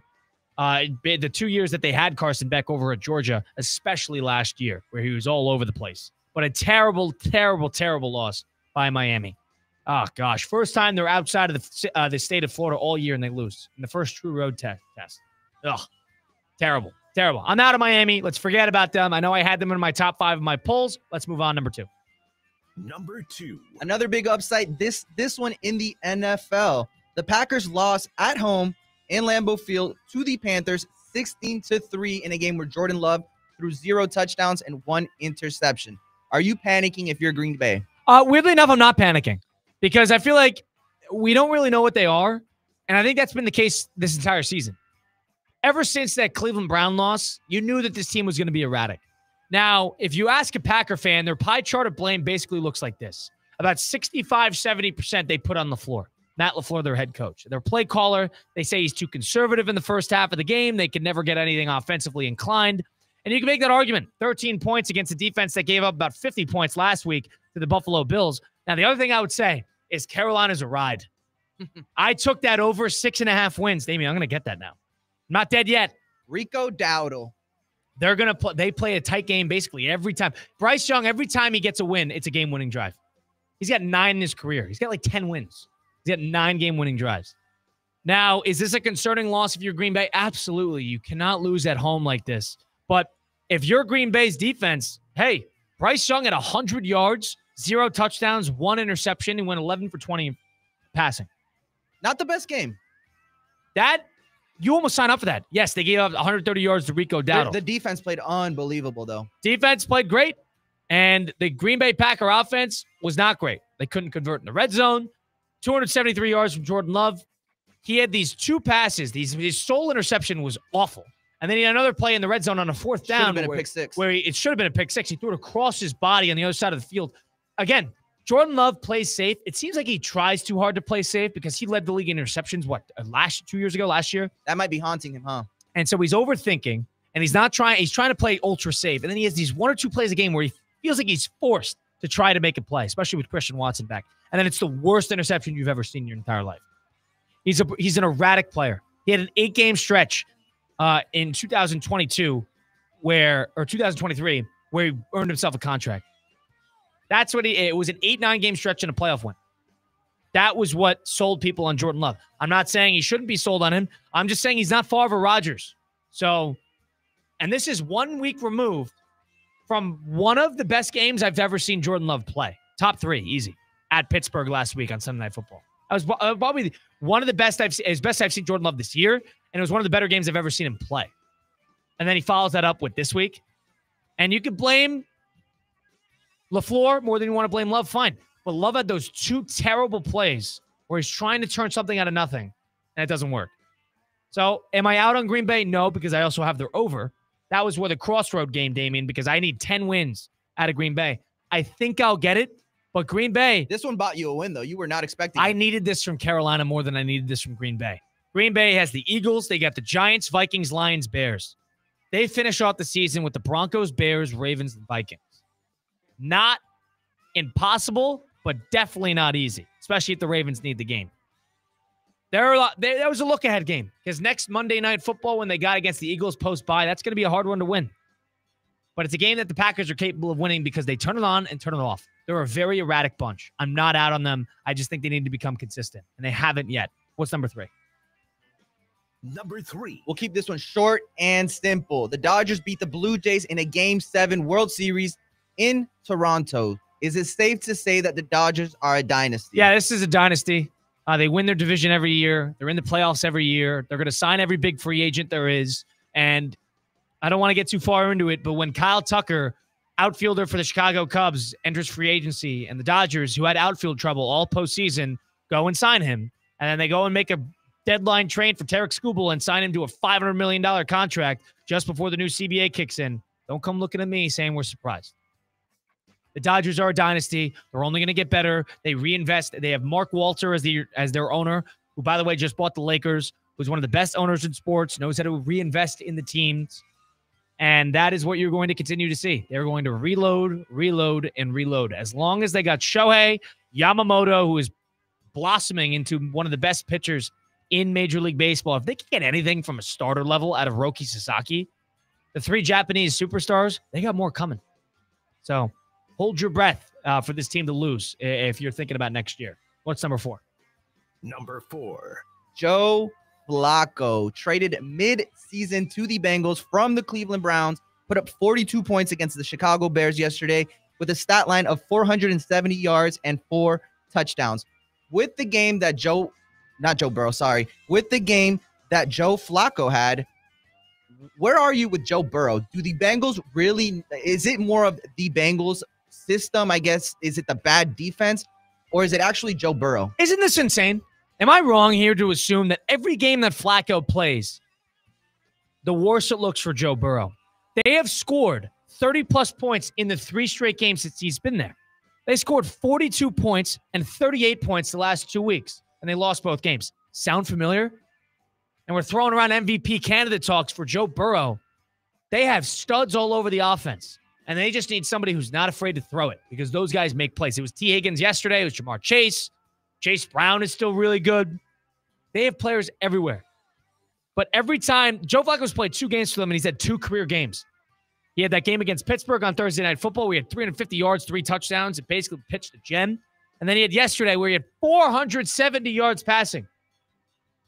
Is it unfair for me to say, hey, when Lamar goes down for the Ravens, that entire offense blows up? And I know Jake Browning stunk, but they get a halfway decent quarterback in for the Bengals with all those weapons. We've seen him had success. Maybe not this season, but in the past, Joe Browning has had success. Right. And Browning's been all right. But Joe Flacco is the same guy for Cleveland who couldn't complete a pass. This looks bad for Burrow. Maybe they shouldn't have invested $500 million offensively and then let the defense give up 45 points. Was Joe Burrow worth all that money? Is it crazy to say that?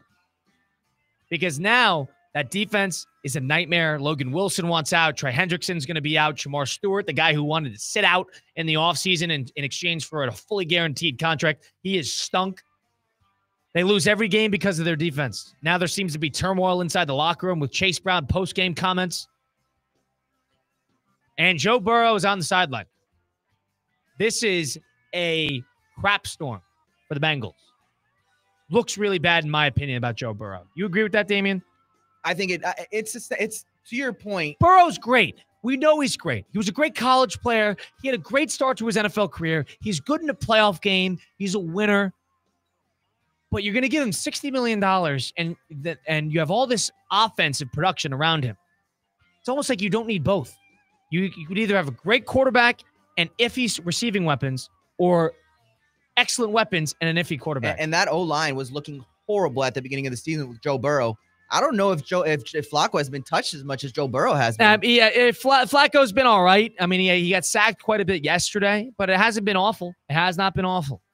So I just think every waking second we see Joe Flacco break records. That is a very quarterback-friendly offense, though. From every dynamic, not when just from in doubt, the weapons. Throw to either wide receiver one over here or wide receiver one over there, and they're so good that they'll make it work. And that defense, they can't stop a nosebleed, so you're always going to stay aggressive. You're going to keep that foot on the gas pedal if you're on offense. Can we really say that we're surprised that this is how the Bengals season has went? Not only Burrow has gotten hurt before in the past, you can't predict stuff like that. Everything but the fact that that they've been able to score, and they've been able to score with absolutely anybody, but they can't stop anything. Nothing. They can't stay in front of anybody. And that is the reason why this team will eventually be gutted. This team has no future in my sight. This team cannot make a sustained playoff run because they got absolutely no defense. So I'm out on Cincinnati. I wasn't high on them to come into the year, even with Burrow. And I know they beat Jacksonville with Jake Browning. But Joe Flacco or not, it just goes to show, number one, you don't need both the amazing, amazing weapons and then an amazing, amazing quarterback. You don't need that. Because clearly, Joe Burrow and Joe Flacco, Joe Burrow's a better player than he is. Joe Flacco's making a whole lot less than Joe Burrow is. It's been a whole lot of the same. Where are we at? Number 4? Number 5. 5. Last but not least, the surging Colts lost to the Steelers in Pittsburgh 27-20 in a game where Daniel Jones looked more like Danny Dimes than Indiana Jones, throwing 3 interceptions. What's your pulse check with these Colts? Are they contenders? Are they pretenders? Was this a game you just throw away? Where are you at with the Colts? I throw this game away. You want to talk about whether you buy in or buy out, or whether you think Daniel Jones is going to slip into bad habits because of what happened here? I'm out on that. I think that this Colts team is going to be fine. I still think they're great. I think the Steelers just caught them. I think they dominated their offensive line. It was one of those games that the Colts, every great team has had a bad game. Look at the Eagles on Thursday Night Football. They've made 3 acquisitions, including Jalen Phillips from the Dolphins, which I have no idea why that happened.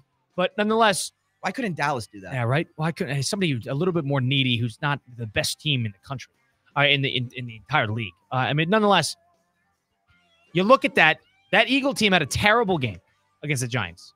This is one of those terrible games for the Colts. The Colts have scored 40+ basically every single week. They've had the most prolific offense in the league. They could run the ball on anybody. Daniel Jones has been good. They have they were not out of the game. They had moments. They got thoroughly outplayed, but they still had chances. The reason they're allowed to have a loss like that is because they had the 8 games prior that allotted them that. They're not in danger of losing that division, not anytime soon. The one thing they got to start thinking about is that number 1 overall seed in the AFC, because everybody else has bled, and the Colts have bled the least, which is why I'm not out on them. That's it? That's 5? That's 5. That was a 5 and 5, presented by Flagler Credit Union on Russo and Rizzo, ESPN 106.3. We're looping the voice of the 305. Jonathan Zazo coming up on the other side. Northern Arizona just hit 4 straight threes. They were up 11 points on Drake.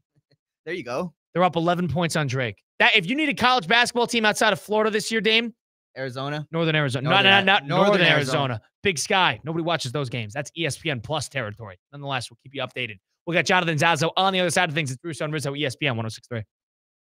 Live from the Anajar and Levine Accident Attorney Studios. Anajar and Levine Accident Attorneys. Call 1-800-747-FREE.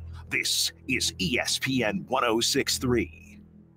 I'm Ellie Anajar of Anajar and Levine. Injured in a car crash? Never rush to settle with insurance companies, and never settle for just any attorney. Demand Anajar and Levine. Our experienced legal team will fight to win you the maximum compensation you deserve. Call me, Ellie Anajar, for a free consultation and take back control of your life. Call 1-800-747-3733. Main office, West Palm Beach. ESPN 106.3 is your home for live sports presented by Hard Rock Bet, home of Inter Miami, Miami Heat, and the Miami Dolphins. Catch all the action and the biggest matchups throughout the week right here on ESPN 106.3. Hard Rock Bet, it's Florida's official sports book. Try Hard Rock Bet now and receive up to $100 back in bonus bets if your first bet doesn't win. It's offered by the Seminole Tribe of Florida. Must be 21 plus and physically present in Florida. Wager terms and conditions apply. Consider by gambling. Call 1-888-ADMITTED. Every great performance starts with a plan. Your game plan for greatness begins at Men's Only Medical. Dr. Al is redefining men's health with concierge care and cutting-edge treatments tailored just for you. From anti-aging and weight management to cardiovascular health, skin, and hair, they've got you covered. Expect personalized care and advanced technology to help you look, feel, and perform your best. Visit mensonlymedical.com. Men's Only Medical, setting a new standard for men's health. The PGA Tour is back in Palm Beach. The Cognizant Classic returns February 25th through March 1st to the Champion Course at PGA National Resort and Spa. Be here to watch PGA Tour players take on the Bear Trap, one of the toughest stretches in golf, while enjoying elevated fan activities around every corner. Experience the energy with your friends and take in the excitement of this can't-miss event. Tickets are on sale now at thecognizantclassic.com. Whether it's a clutch touchdown pass, a game-winning dunk, or an impressive dash to the finish, we want to highlight the best performance of the week. The winning performance will receive $500 courtesy of Baptist Health Orthopedic Care. Catch the biggest moments and winners all season long on ESPN 106.3 and ESPN West Palm Play. Nominate them today by emailing highschool@espnwestpalm.com. Baptist Health Orthopedic Care. Welcome to being treated like a pro. Breaking news on ESPN 106.3 is brought to you by St. Lucie Battery and Tire. This just in, we begin this hour with breaking news. When news breaks, ESPN 106.3 has it covered. We've had developments. ESPN 106.3 can now report. When your vehicle breaks, St. Lucie Battery and Tire fixes it. Stay tuned to ESPN 106.3 for more breaking news. Brought to you by St. Lucie Battery and Tire. Want to accelerate your career as a manager or executive in the exciting industry of sports? Florida Atlantic University's MBA in Sport Management program is ranked #1 in Florida and 10th in the world. Students learn practical and applied skills from top faculty and experts who work in the industry. With a 94% placement rate for all grads, the full-time MBA program sets students up for success in the world of sports. Check out Florida Atlantic University's MBA in Sport Management program today by going to business.fau.edu. Does your business leave a lasting impression? Attractive, eye-catching signs help you stand out from the crowd and create a strong brand identity. Our team at Signorama West Palm are experts in helping your business get noticed and get effective signage in front of your potential customers. Our team can turn your blank windows or plain vehicles into money-making branding machines by drawing customers' attention to your business. So if you're looking to leave that lasting impression, call us 561-687-7993 or visit signoramawpb.com.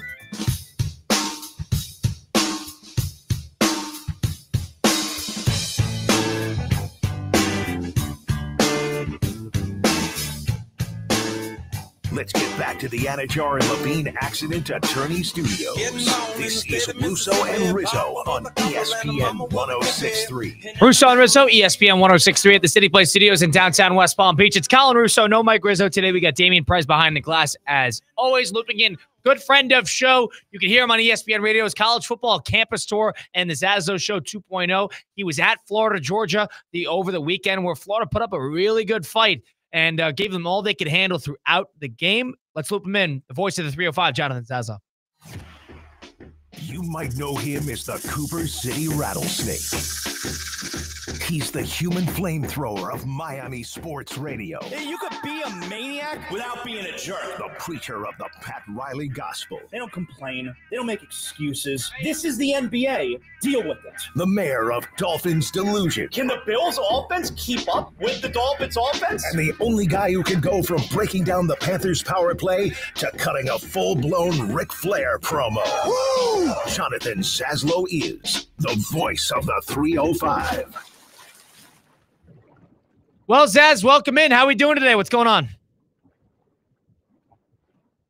Zaz, are you with us?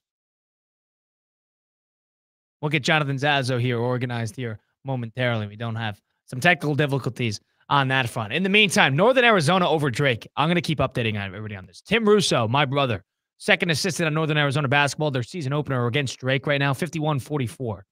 They've been hot as can be from three-point land. And Drake is going to keep battling. And, that's a team that's always in the mix. But Northern Arizona, who usually stinks, actually showing a little bit of promise in that opening game. I was up this morning at 7:45 in the morning for Queens Winthrop. It is college basketball season for the sickos such as myself. Big fan of that.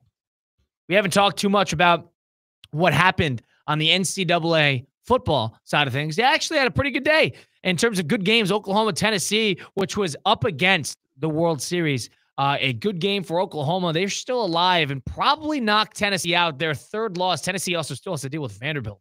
Two SEC teams that were on the outside looking in terms of knocking, as in Tennessee and Vanderbilt, who both lost. Vanderbilt fell to Texas on the road, 34-31.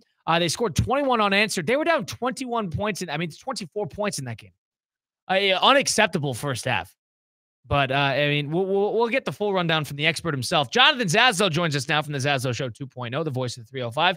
Zaz, are you with us? What's going on? No, we don't have Zaz yet. We're going to hear from him in a momentarily. We're figuring that out behind the scenes. But back to what I was saying. Vanderbilt probably most likely out. They got Auburn, Kentucky, Tennessee to finish off the year. I guess if they win out, they're still got a chance outside looking in. But with A&M, Georgia, and Alabama straight up, that would be a tough game, tough spot to sneak back into the playoff consideration. I'm assuming 4 teams are going to get in. Now, the good news is Oklahoma's still in it, but Oklahoma still has to deal with Alabama and Mizzou. Mizzou's without their quarterback, but they still got to beat Alabama and Mizzou. Nonetheless, Jonathan Zazo, third time's a charm. Welcome into the program. What's going on? Colin, you got me? I got you loud and clear. Okay, there you go. How are we doing today? What's going on? We had a good time in Jacksonville. Yeah, so we were in Jacksonville for the Florida-Georgia game. I have never been to that event, the largest outdoor cocktail party. That was my first time. First time. Give us your reactions. Number one, of the environment and with the college football campus tour. I know you talked to Spurrier, but on top of that, Jacksonville as a whole. Well, first of all, the game was fantastic. All right, so you like that. Even though the Gators, it's a lost season for them. They put up a great fight, really fun game, great atmosphere. Stadium's a dump. Got to be honest. Stadium's a dump. You can understand why they're doing the renovations, all right, and the game's not going to be there again until 2028. Next year, Atlanta. The year after that, Tampa. But overall atmosphere, great environment. Had a great time. I loved it. You? All right. I like the environment outside the stadium. I did not actually get into the stadium, weirdly enough, and I'm a Jags fan of all things. I like the area of where the stadium is. I like the bridge access. I like the location. I like the tailgating environment. I thought that was all great. I thought the Florida and Georgia fan both traveled very well. Yeah. I just didn't think Jacksonville was all that much. I could have without the city of Jacksonville. What were you expecting from Jacksonville? You know what people say, what their big calling card is? They say that they're the largest city via landmass in the United States. They got like 750 square miles or something like that. And it's the largest continental one outside of Alaskan cities. It's Jacksonville. Yeah, like I'm Jacksonville, whatever. It's 4 miles across. It's 4 miles across. And then it's a bunch of, it's nothing else. It's the second time I've ever been there in my life. I've never said, hey, let's go to Jacksonville for the weekend. All right. So I wasn't expecting anything out of Jacksonville. Right. But I listen, Jose has an NFL franchise. I know Shad Khan, the owner of the Jacksonville Jaguars, is investing a lot in that city.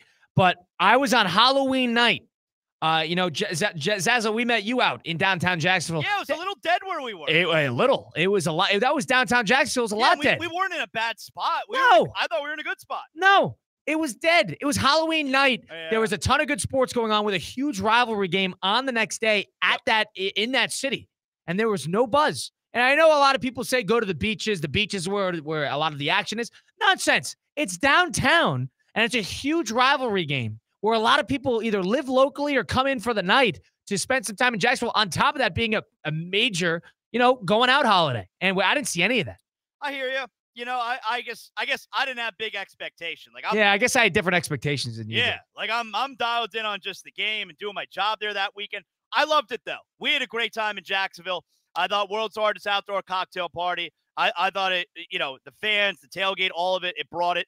And, a wild weekend of college football, obviously. The Miami Hurricanes, very disappointing. So let's get right to that. The SMU, first game Miami played outside of the state of Florida all year. And what did they do? Exactly what you'd expect. Carson Beck, an interception in overtime. Yeah. 26-20. Go ahead. First game outside the state of Florida, like you said, all season for the Hurricanes. And we were there in Dallas at SMU in week 2, maybe, this season. So we've been to that stadium. It's not exactly, this daunting atmosphere. It's not Death Valley. It's a small little building. They don't even get very loud. I got news for you, all right? But there may have been some pumping in noise in the game, too. Hurricane fans were complaining about that. But nonetheless, it's not this crazy road environment where, all right, you got to win that game. Huh? Not at all. So it's super disappointing if you're a Hurricanes fan. Right now, they're 7th in the ACC. They have no chance of appearing. It was already a long shot with one loss to appear in the AC title game. They got no chance now, and slim to none to get into the college football playoff. I don't see the route. Yeah, I kind of agree. Now, they're not completely dead. There's obviously a path for them to eventually get there. The ACC, Georgia Tech losing opens things up a little bit. I think the ACC's only get one team. That's it. That was my takeaway. I thought that weekend with Georgia Tech losing and Miami losing, all that told you was if there was going to be a 2-bid conference, it's either going to be the Big 12 or they're going to add another to the SEC. That is what that's going to be. Yeah, I mean, Virginia, does anyone believe Virginia's really good? No. They could totally lose 1 or 2 of these final few ACC games, but as a whole, I don't see how, I don't think that the loser of the ACC championship game, the way last year SMU lost the ACC title game, but again, remember, SMU had no conference losses last year before that ACC title game. I don't think the loser of the ACC title game gets in this year, and I certainly don't think anyone else gets an at-large. Yeah, you're trying to make if you're a committee member and you're going to try to make an argument in favor of an ACC school, what could you possibly say? You can't say the conference itself is some daunting, everybody's beating each other up conference, because it's not. It's not. And there's a lot of bad teams in that conference, too. Syracuse stinks. Boston College is terrible. And Florida State's not good. It's not like any of these teams outside of Miami have any type of cachet. Louisville, Duke, nobody cares about these other teams. They're not bringing in the viewers, So I think the ACC is getting one school. That's it. Yeah, I kind of agree. And I don't know, unless they need some help. They need, these ACC schools, like you said, they're not great. So therefore, they could lose pretty much any game on the schedule the rest of the way. A lot of these teams, you saw with Georgia Tech, they're always going to be in a close game. Louisville could always lose. Pitt could always lose. You never know what could happen with these teams. But I agree with you. I think if there is any reason that the committee can get that would make sense logically to get in another team into the college football playoff from the SEC, I think they're going to take that and not look back. Or the Big 12, which is quietly, BYU, Texas Tech. There's been a couple of teams there that have given them a reason. Hey, if we're going to throw them a bone, we did the ACC last year. We could turn right around and get the Big 12 too this year. Look, if anything, the way this weekend went down, big win overall for the Big 10 and the SEC, because you could wind up seeing a scenario where maybe get 5 teams from the SEC now. Maybe you wind up getting 4 teams from the Big 10 because of what the ACC is doing. And yes, it depends what happens with the Big 12 if they wind up getting more than one team. I thought ACC, Big 10, big winners this weekend. SEC, Big 10, big winners. Jonathan Zazo, the voice of the 305, joining us now on Russo and Rizzo, Colin Russo, Damian Perez. Zaz, let's go to the NFL really quick. A couple big upset losses. I want to stay on the Packers really quick. Packers 16-13. In Lambeau Field, they lost. Panthers, this is a week removed from losing by just about 40 points to the Buffalo Bills. They were classic back and forth. By the way, I have their over, so I'm actually excited about that. But nonetheless, does that game by the Packers you calling panic on that team? Because I know a lot of Packer fans are blaming the coach. Some blame the quarterback. Some blame the defense. Some blame the offense. It's all over the place. But where are you at with that Packer loss on Sunday at Lambeau? I'm not a fan of the quarterback. I mean, I said it all season. I've been saying it for a couple of years now. Not a fan of the quarterback. But Green Bay still, like, sitting atop what might be the best division in all of football. And it feels like it's totally up for grabs because Minnesota, they're on the up now, all right? Excellent performance out of Minnesota. Detroit's right there. Chicago saves their season, essentially, with that win against Cincinnati, who's terrible. I mean, by the way, I think Cincinnati's offense and defense I think they're in a fight. I think there's going to be a fight one day between those guys. So Green Bay still with the inside track, obviously, in that division, but I'm not a fan of the quarterback. And then you look at Carolina. Help me figure out the Carolina Panthers because they lost what they did last week to Buffalo, 41-7, I think it was. They lost the Falcons. Was that 30-0? Well, they beat the Falcons 30-0, and then they got absolutely demolished by the Patriots against the Patriots by about 50 points. And at one point in the game against the Dolphins, they were down 17-0 before they came back and they won that game. So help me figure out this Panther team week-to-week basis. It doesn't seem like you know what you're going to get out of that. I'll say on this, every other week the Panthers will give you something. And one thing I got to give them a lot of credit for is that Dave Canales, underrated coach because he gets them responding well after a bad loss. Because it was that Dolphin comeback that they had the week after that Patriot loss. They had a terrible loss to the Cardinals in week 2. Then they came out immediately after in the Falcon win. And they lost embarrassingly to the Buffalo Bills. And they went to Lambeau and beat them the week after. I mean, look, they're 2 games back in the division of Tampa. And they haven't played Tampa yet. Right. So, here's the reality check. Carolina controls their own destiny. And they still have 2 against the Saints they got to play on top of that. So, I mean, now leave it to Carolina to lose at home against the Saints next week, 1 o'clock, because that's the type of thing that Carolina does. But that's a team that can flirt with 8-9 wins and can be a spoiler for a team looking for seeding. I don't think it's a playoff team, but that's why they're fun. It's a joy to watch that team because if you don't have a dog in the fight, I only have the over on the wins. It's a fun team to watch throughout the year. It was 6.5. Oh, you're in great shape. Good shape. And they got a tougher schedule because they still have to play Seattle. They still have to play Tampa. They still have to play some teams. But that gets them in a good spot. You mentioned the Cincinnati Bengals. Offensive and defensive at each other's throats, essentially, with the defense being absolutely terrible and the offense being prolific once again. Now, I have 2 questions for you. I want to start offensively. Joe Flacco, 470 yards. 2 weeks ago, he had 320 yards, pitches a gem against Pittsburgh on Thursday Night Football. Does this make you think any less of Joe Burrow? The fact that we are seeing so much production and basically the same thing what the Bengals always are, even with Burrow, with Flacco? No. If anything, it makes me think less of Cleveland because, man, like that Cleveland offense there, when Flacco was there, you couldn't get anything out of him.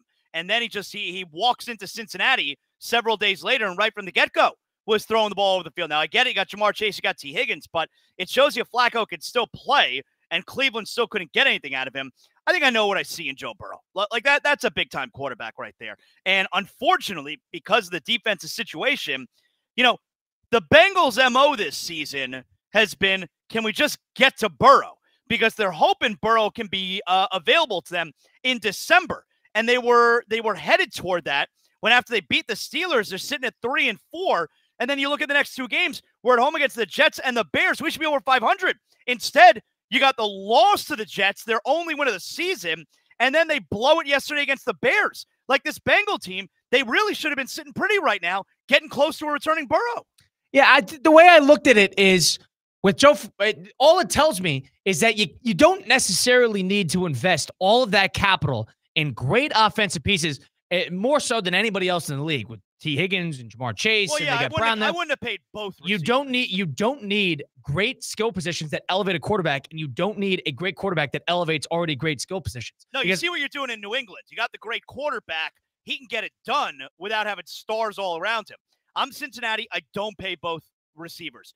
Give me a little bit of that money sprinkled on the defensive side. That's where they're getting burned because now you think of it. The team could still be really prolific offensively with the great players and the iffy quarterback. You don't necessarily need great at both because you're neglecting one side of the ball. That's my take. They were the first team since the 60s that scored 38 points in back-to-back weeks and lost.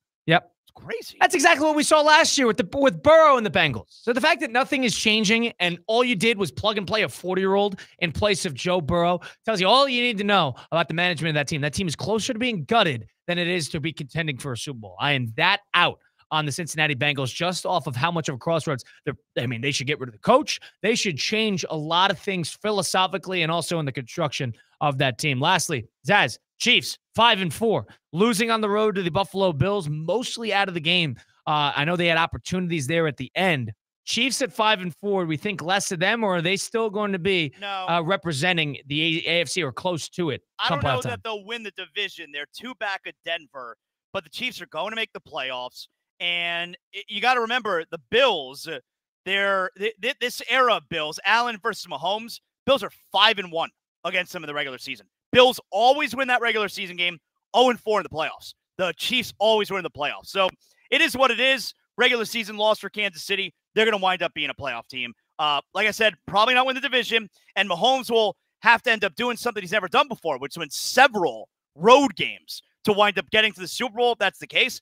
But that game yesterday doesn't make me feel any different about Kansas City. I mean, I was the one here at the start of the season saying Kansas City might stink. You get Rashee Rice back, you get healthy pieces, all of a sudden they look pretty good again. And I also sit on the side that going into that game, I don't know if I would have learned anything.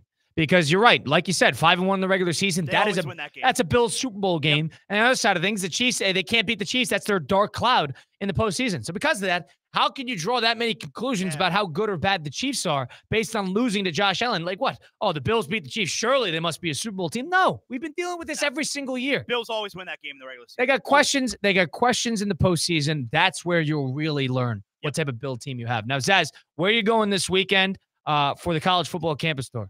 Tuscaloosa, Alabama, LSU. We're going to get to see LSU for the first time without Brian Kelly as their head coach. Alabama, every game. We know the drill at this point. You don't want to lose any more games. You want to get to that ACC championship game.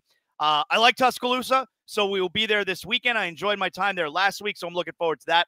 And that's 10 a.m. Eastern. You'll be able to hear on ESPN radio this Saturday morning. Do you expect any guts from LSU in this spot, similar to Florida? I don't know if it's about guts. Alabama. I think Alabama's an elite team. I think I'm I think I'm the minority there. You know, I know what week 1 was, that game against FSU. It's really hard to explain it. It's a lifetime ago nowadays, too. Right. It feels like forever ago. When we talk about the SEC, everyone is going to rave about Texas A&M, and deservedly so. I think Alabama's right there with them. So I don't think it's about LSU being able to show guts. I think this Alabama team is just a lot better than them. And Zaz, where can people tune in if they want to listen to more? Yeah, Zaslow Show 2.0, wherever you get your podcasts. Just search Zaslow Show 2.0. Like, rate, comment, subscribe. I love you long time. We cover everything South Florida, everything Miami sports, and every episode is presented by Anajar and Levine, Accident Attorneys, 800-747-FREE, 800-747-3733. Appreciate it as always, Zaz. Looking forward to talking again next week. Enjoy the weekend, all right? All right, Colin. See you. That's Jonathan Zazo, the voice of the 305 on the Zazo Show 2.0 in the college football, ESPN Radio College Football Campus Tour. We'll do our little game plan for greatness on the other side of things. It's Russo and Rizzo on ESPN 106.3. Live from the Anajar and Levine Accident Attorney Studios. Anajar and Levine Accident Attorneys. Call 1-800-747-FREE. This is ESPN 106.3. Kaiser University's flagship campus. The 100-acre residential campus at 2600 North Military Trail in West Palm Beach extends Kaiser University's educational offerings to over 100 degrees. Kaiser University also has an athletic program with 26 national championships, including back-to-back-to-back lacrosse titles, and they just won their first ever national championship for men's tennis. Visit KUCHawks.com for the latest on the championship flagship campus of Kaiser University. Hi, it's Evan Cohen from Unsportsmanlike, and when it comes to the NBA, I'm like a kid in a candy store. I want it all. It's Monday Night Basketball as the Heat take on the Clippers in LA. Coverage starts at 10 p.m. Stay up late and catch every bucket right here on ESPN 106.3. The 5 p.m. hour is presented by Good Greek Moving and Storage, the world's only total relocation company. Local or long distance, they've got you covered. Good Greek Moving and Storage, your superhero movers. Actual price will depend on product and subscription plan. Featured products are compounded drug products, which the FDA does not approve or verify for safety, effectiveness, or quality. Prescription products require an online consultation with a healthcare provider who will determine if appropriate. See website for details, restrictions, and important safety information. Want a boost in and out of the bedroom? Hims has you covered. Introducing a new 2-in-1 approach to level up your game. Tadalafil for better bedroom performance and zinc for testosterone support. Put it all together and you've got what you need to turn things all the way up. Getting started is simple. Just go to hims.com/joy to start your free online visit. Through Hims, you can access ED treatments including pills, chews, and more. 100% online. No office visits, no pharmacy lines. Just fill out a simple intake form and a licensed medical provider will determine if treatment's right for you. If prescribed, it ships free and discreetly to your door. Find affordable treatment options at up to 95% less than brand names at hims.com/joy. That's hims.com/joy, hims.com/joy. Ladies and gentlemen, we got the Knox in the house, right? Let's get back to the Anajar and Levine Accident Attorney Studios. This is Russo and Rizzo on ESPN 106.3. A Monday edition of Russo and Rizzo on ESPN 106.3, the first Monday of November, the 3rd, daylight savings, so it's getting dark nice and early nowadays as we try to get a little brighter of a morning. Nonetheless, Colin Russo, no Mike Rizzo today. Damian Perez behind the glass. We're at the ESPN City Place studios, streaming live on YouTube, Facebook, and Twitter/X at ESPN West Palm and ESPN South Florida. Go download the ESPN South Florida app today. It's your beat for South Florida sports. That includes Russo and Rizzo on ESPN 106.3. That includes Theoretically Speaking with Theo Dorsey and Christian Cat, which is 2 to 4 weekdays. That includes the Florida Panthers on their quest for a three-peat. Listen to all the games on the app. That includes our extended high school coverage of Palm Beach County and the Treasure Coast.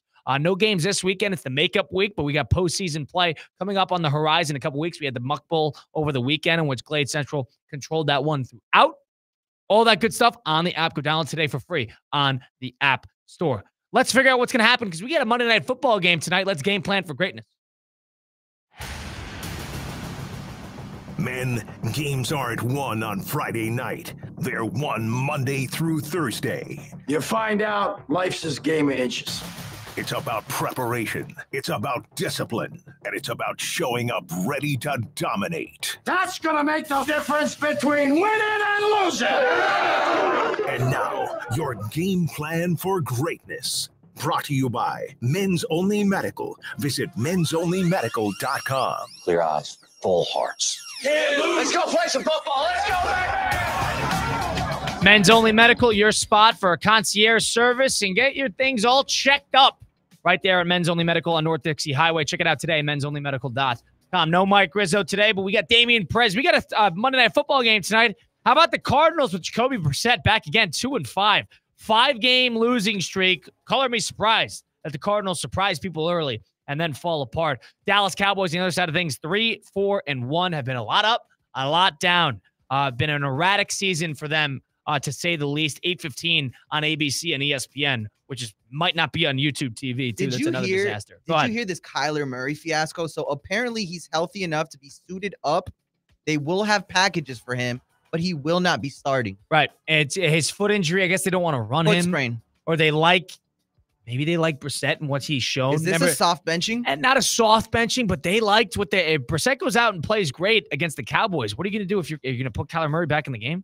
I mean, I guess this is what Brissett does, and Brissett stinks, and we've seen enough from him. What is he going to be, your starting quarterback? But the Colts played pretty well. Cardinals, last 2 games. Played the Colts well, played the Packers well. Those are 2 very good teams, 2 probably playoff teams on top of that. So you got to give them a little credit on that. Nonetheless, into the game tonight against the Dallas Cowboys on the road. I'll do the Cardinals. You do the Cowboys. All right, Perfect. Dame? Yep. If you're the Cardinals tonight, you got to make sure that you don't let them score 40 points. Dallas has their weeks on and off. You saw it against the Washington Commanders, who are not any good and have the worst injury bug you could possibly imagine, as we saw last night with Jaden Daniels going down. But if you let them get into the 30s, into the 40s, you're going to lose the game. You're going to have to keep this game low. You're going to have to keep this game low scoring, and you're going to have to slow down that offense. You know they're going to be able to score. Their biggest questions are defensively. They can't rush the passer very well at all, and this has been a team that has been erratic, to say the least. They had a terrible game against the Broncos, where the Broncos basically had firing practice on them. at Mile High. They're back at home. They're usually good at home. Prescott's played well mostly throughout the season. You got to make sure that you only get to Dak Prescott, get him on the ground. But that offense, you need Jacoby Brissett to be moving the football because you're going to need to score in the 20s and 30s to win this game. Cowboys, chalk it up that they're probably going to score in the 20s, in the mid to late 20s. That's not going to cut it if you're the Cardinals. You're going to need to score 30-plus points tonight. You want to beat the Cowboys? I have a hard time seeing that Cardinal defense on a 5-game losing streak, even post-bye. I have a hard time seeing them shut down that Dallas offense to sub 25, 24 points. You're going to need to score. You're going to need to move the football. Jacoby Brissett's need to have a good game. You're going to need to get to Dak Prescott. Damian Prez, the other side of things, if you're Dallas Cowboys, in order to win, you need to do what? It's simple for the Cowboys. They're playing at home. They got the second highest scoring offense, but they're very vulnerable on defense. I think if you're the Cowboys, you can't beat yourself. Don't turn the ball over. Keep your foot on the gas on offense. Put up points against this Cardinal defense that could be a bit vulnerable. And on defense, you have to cancel out McBride. Since Brissett has started, McBride has been going absolutely crazy. He's the key to their offense. He's the man to stop. If you're the Dallas Cowboys, go out there, stop McBride, keep your foot on the gas, and put up a lot of points with that air raid that you got, and get Javonte Williams going. That's another big one. You think Dallas still has playoff chances if they're able to steal this game? Absolutely. And win it? They do. They 4-4-1. That would put them, I guess, with a tie right next to Minnesota at that 10 spot. Carolina's still the team above them. Chicago's the team above them. And then Detroit is still hanging around there. You get San Francisco, who seemingly continues to win games because of their bad schedule. It's not going to be an easy NFC to break into. AFC is the side that you want to be if you want to break into the postseason. Especially after this past week. Absolutely. So if you're Dallas, you don't have a lot of these big-time games that you could drop on the schedule. Now it helps with Washington not being any good. It helps with the Giants sort of falling apart in front of our very eyes. You know, the Eagles are always going to be the Eagles. They're still going to be great. But the NFC West has a lot of great teams. You saw that with Seattle, and you saw that with the Rams. And San Francisco's got the easiest schedule in the NFL.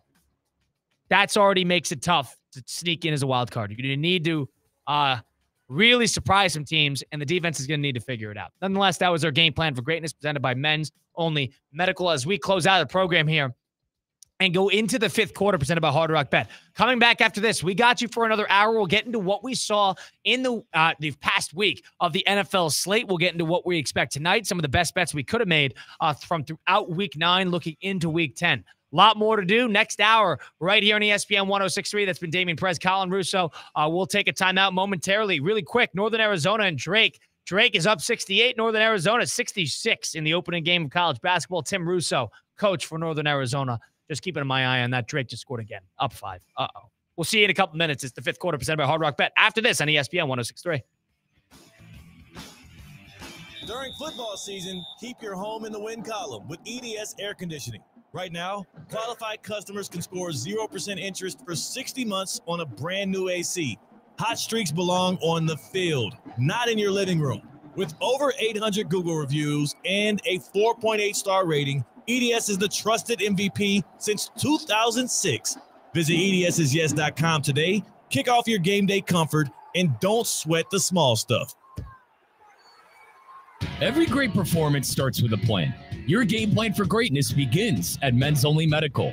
Dr. Al is redefining men's health with concierge care and cutting-edge treatments tailored just for you. From anti-aging and weight management to cardiovascular health, skin, and hair, they've got you covered. Expect personalized care and advanced technology to help you look, feel, and perform your best. Visit mensonlymedical.com. Men's Only Medical, setting a new standard for men's health.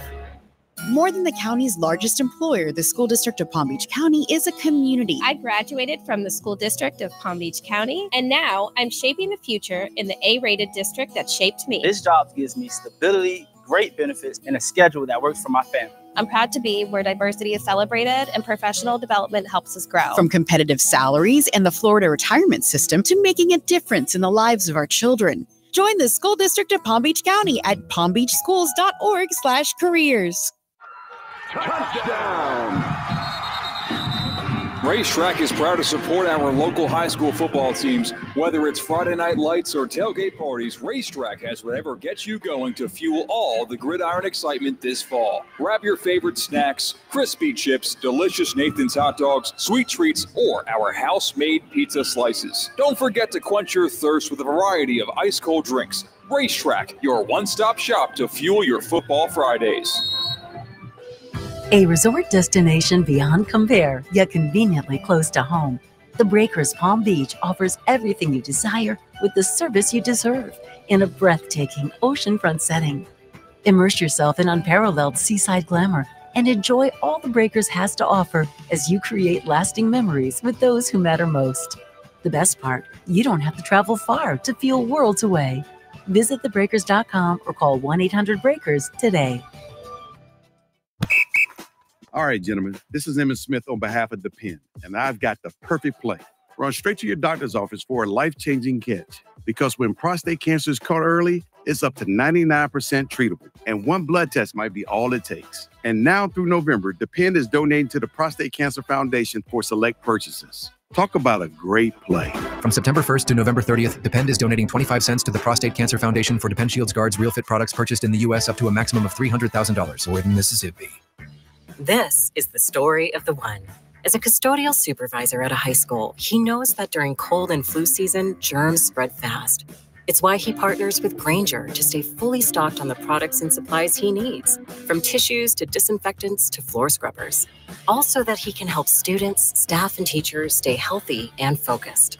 Call 1-800-GRAINGER, click Grainger.com, or just stop by. Grainger, for the ones who get it done.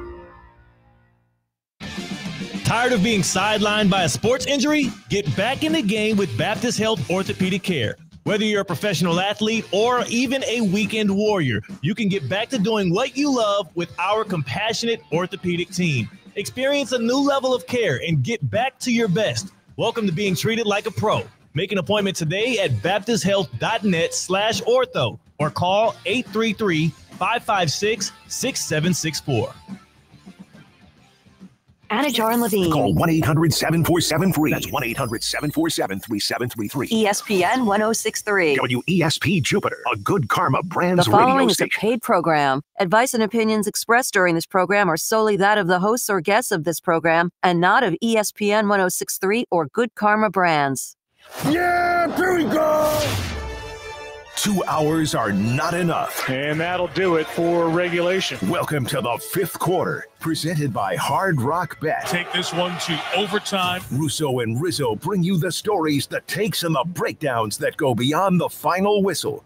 We head into overtime. The fifth quarter starts now.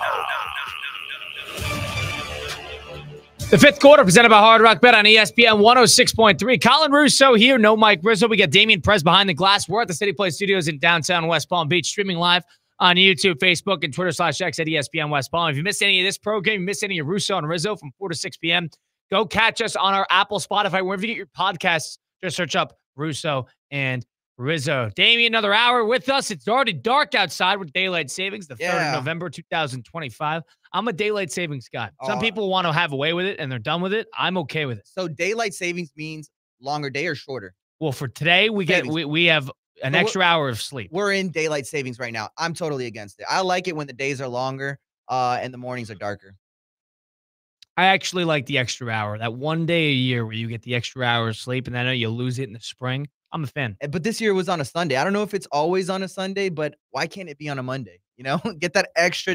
Well, it's coming into a Monday. Yeah, the thing is, it came into a Monday morning, so that's where it changed. I don't know. I'm a fan. I'm liking it. Yeah, I know Arizona, I believe, doesn't do it. Yes, I think they're the only. I don't understand how it's not a state-by-state thing, and I don't understand why it's basically only the United States that does this.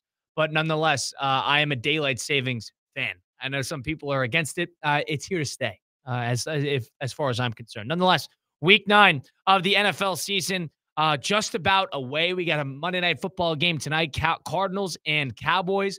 You got college football. You got college basketball going on the first official day. You got Florida, the reigning champions, taking on Arizona tonight. That'll be about 7 o'clock. You got BYU, who has AJ Dibansa. So you got some good matchups from throughout the week, and you can get started and bet all these games, whether it be the NBA, whether it be NFL, college football, college basketball, NHL with the Florida Panthers getting their groove back a little bit. You could all bet it on the Hard Rock Bet app, which you can download in the App Store today or wherever you get your apps. And the best thing about Hard Rock Bet is you can check out the Discover page, see what other users are putting together, and you can tap and tag along on their bets, on their parlays, on their promo boosts, on their profit boosts. It is that easy on the app. On top of that, if you bet just $5, you win that first $5 bet, you get $150 in bonus bets immediately. It is that easy on the Hard Rock Bet app. Try it today. It's offered by the Seminole Tribe of Florida. Must be 21 plus. Physically present in Florida. The wager. Terms and conditions apply. If you're somebody you know has a gambling problem, please call 1-833-ADMIT-IT. All right. So basically what happened here, if you want a macro breakdown of what happened in week 5, Ravens on Thursday Night Football basically broke the Dolphins. Chris Greer out as general manager. But yet some good games finally. In the first time in 2 weeks, we've had good games in the middle slate of the NFL season. Jaguars, Raiders in that 4 o'clock, 30-29 in overtime. Raiders go for 2. Last play of the game. Do not get it. Jaguars able to escape there with a win, playing with basically a practice squad and a flu-sick Trevor Lawrence. You had the Bengals, who were down 14 points with 2 minutes to go, who rumble back into the game, are able to take a 1-point lead. That was a great game. Then the Bears, it was one of the better games of the year. And then the Bears go right down the field, and Colston Loveland scores his second touchdown and is able to keep the Bengals at bay. Bears move to 5-3. That's the type of game that a lot of Bears, that the Bears lose. That's the way I look at it. The Bears lose that game 9 out of 10 times any other year but this year. They get a little bit more mojo to them than usual. I don't know if they're still great. I don't know if I trust the quarterback, but outside of that, the Vikings. There's definitely progression with the Bears. The Vikings might be the biggest surprise of the weekend. Everybody's talking about the Steelers taking down the Colts. I'm surprised by that, but the Colts were due for a loss. And even the Panthers. The Packers are on, they're off. They could lose to anybody. They're a team notorious under Matt LaFleur that plays down to their opponents. My biggest surprise with the Vikings beating the Lions. At Ford Field, Lions coming out strong post-bye. J.J. McCarthy, first game we've seen from him in 7 weeks. Now, he had good moments, but he did not play, let's say, the best game I think J.J. McCarthy could play. The defense won them that game. Yeah. They were all over Goff. Every single play they were in the backfield. And they controlled, them winning the line of scrimmage controlled the game. So I look at that as, I don't really know what I saw because the Lions were not consistently bad, but the Vikings just made a couple extra plays and they controlled it. They controlled the game, especially from a defensive end. That's the game where a defense can hijack the entire thing. If Goff does have a weakness, though, and we've seen it time and time with Goff, it's the pressure. It's the pressure. Because he can't move. If he's protected, he will pick you apart. But if you get to him, that is the one true way to really take down the Lions. I thought the Lions were going to go in and blow the doors off of Minnesota, and I was dead wrong. Dead wrong. And I don't even know where Field too. And it's too early to talk about J.J. McCarthy. I don't think he's that great now. I don't think that team is playoff good now. They have a ton of talent. They have good coaches. They have a great coach in Kevin O'Connell. They get a great defensive coordinator. They have talent. I don't trust that offense enough. I don't trust Aaron Jones. I know Justin Jefferson is there, but I don't trust everybody else outside of Jefferson. I do not trust what that offensive line offers. I know they've had some injuries throughout the season, and I don't trust J.J. McCarthy. Getting Aaron Jones back was big for them. Big. But I don't trust that team. There's too many other good teams in that division. It's an impossible division to win. We're going to see once again that it's going to be down to the neck and neck wire between Packers, Lions, and maybe the Bears can hang around. But the Vikings are still obviously here. But I don't trust them. If there's a team that's still 500 or above that I truly don't trust, there's 2 of them. Carolina and the Vikings. 3 of them. I still don't trust the Steelers. We'll get into our winners and losers of the week. Damian, let's do this. Let's get into our week 9 winners and losers. Let's have some fun. All right, so here's what we're going to do. Damian, I'm going to throw you a winner. You're going to give me one of your 2 winners from week 9, and I'll follow it up with one of my 2 winners, and we'll go back and forth here. Sound good? Perfect. Who's your biggest winner of week 1 or week 9? My biggest winner, honestly, can it be 2? Sure. Because that AFC or the NFC North, I think Chicago and Minnesota, those are 2 huge winners from this past weekend. Coming into this last week, Chicago 4-3 and Minnesota 3-4. Green Bay 5-1, Detroit 5-2. That division got absolutely flipped on his head. And now Chicago and Minnesota, you can say, have life and some momentum going into the second half of the season. Yeah, in terms of my big winners, you could go in a couple different directions here. I think the Broncos, once again, are huge winners because every single week, they have huge fourth quarters. They scored 11 points in the fourth quarter. We might remember that they scored 33 points in the fourth quarter 2 weeks ago against the Giants. They had a huge fourth quarter against the Eagles, scoring 17 straight to beat them. The Broncos are 7-2. They probably don't deserve to be 7-2, but they're atop the best division probably by talent in the NFL. And you're now sitting there where they're in the driver's seat, and Bo Nix doesn't have to play great for them to win because he hasn't played great. They have a great defense. They're situationally pretty good. I think Sean Payton's a tad overrated, especially as an offensive coach. But they've shown now that they could win in shootouts. They could win back and forth offense. They showed that against the Giants. And they could also win in defensive slugfests. The Texans have the best defense in the league. Now, C.J. Stroud going down hurts them. But, and I know that kind of derailed the game a little bit. Davis Mills still didn't play terrible. But I think the Broncos improving to 7-2 and able to once again control the game in the fourth quarter to the point where they're kicking a game-winning field goal at the end. I mean, if we remember, the Colts stole that game against the Broncos earlier in the year. This seems a couple plays away. And the same thing happened against the Chargers. A couple plays away from being 9-0. 3 plays away from being 9-0. Quietly putting together a great resume. Denver Broncos, that's my winner number 1. Damien, do you have another winner for us? Yes. My second winner is the Seahawks. I think going into last night, we knew the Seahawks were a good team. We knew they would make some noise this season. You almost didn't know how good, yeah. But last night, I feel like it was a statement win for them playing in Washington against a good opponent. They were getting Jaden Daniels back.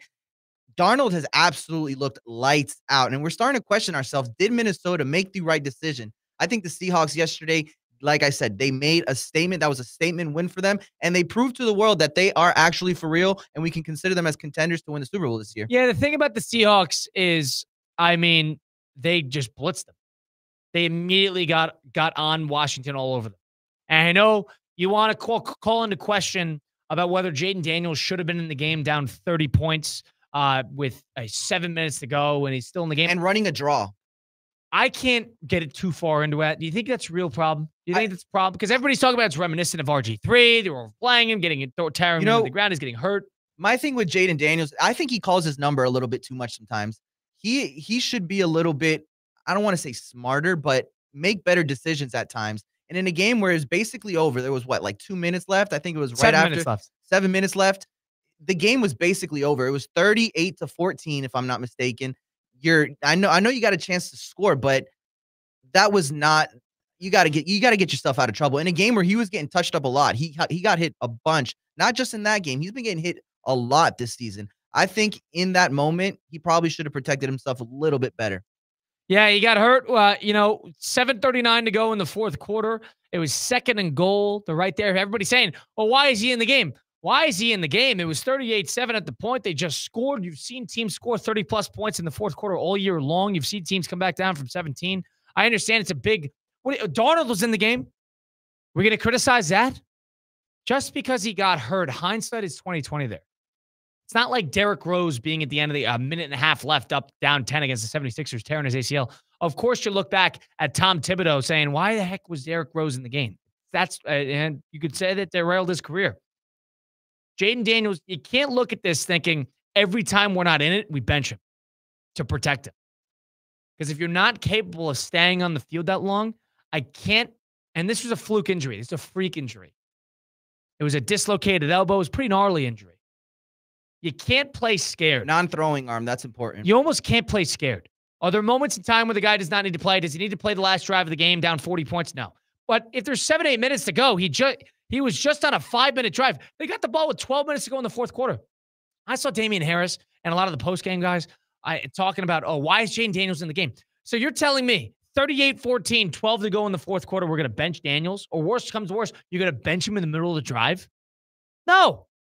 He should have been in the game. He should have been in the game. He got hurt. It was a fluke injury. It derails the Commander's season. They got to chalk this up and really flush this thing out because they got a lot of older players that they have a lot of money owed to. They need to get younger. And now they need to get Jaden Daniels healthy and they need to protect him. But I'm not going to sit here and criticize Dan Campbell for playing Jaden Daniels at the end of the game. I can't say that. But in terms of big winners, it's Seattle. If you're the Minnesota Vikings, I know they won, But are you not kicking yourself about Sam Darnold right now? He's making $30 million a year. He's throwing the ball all over And the field Daniel for Seattle. Jones. Daniel Jones doing the same thing. Like, I'd be sitting there thinking, boy, did we have the guy right there. Darnold's for real. You need the right things around Darnold, just like every other quarterback, but Darnold is for real. That's Damien's second winner from the weekend. But outside of that, I have a couple other ones. I don't want to take my own team, but I will. The Jacksonville Jaguars are big winners from the weekend.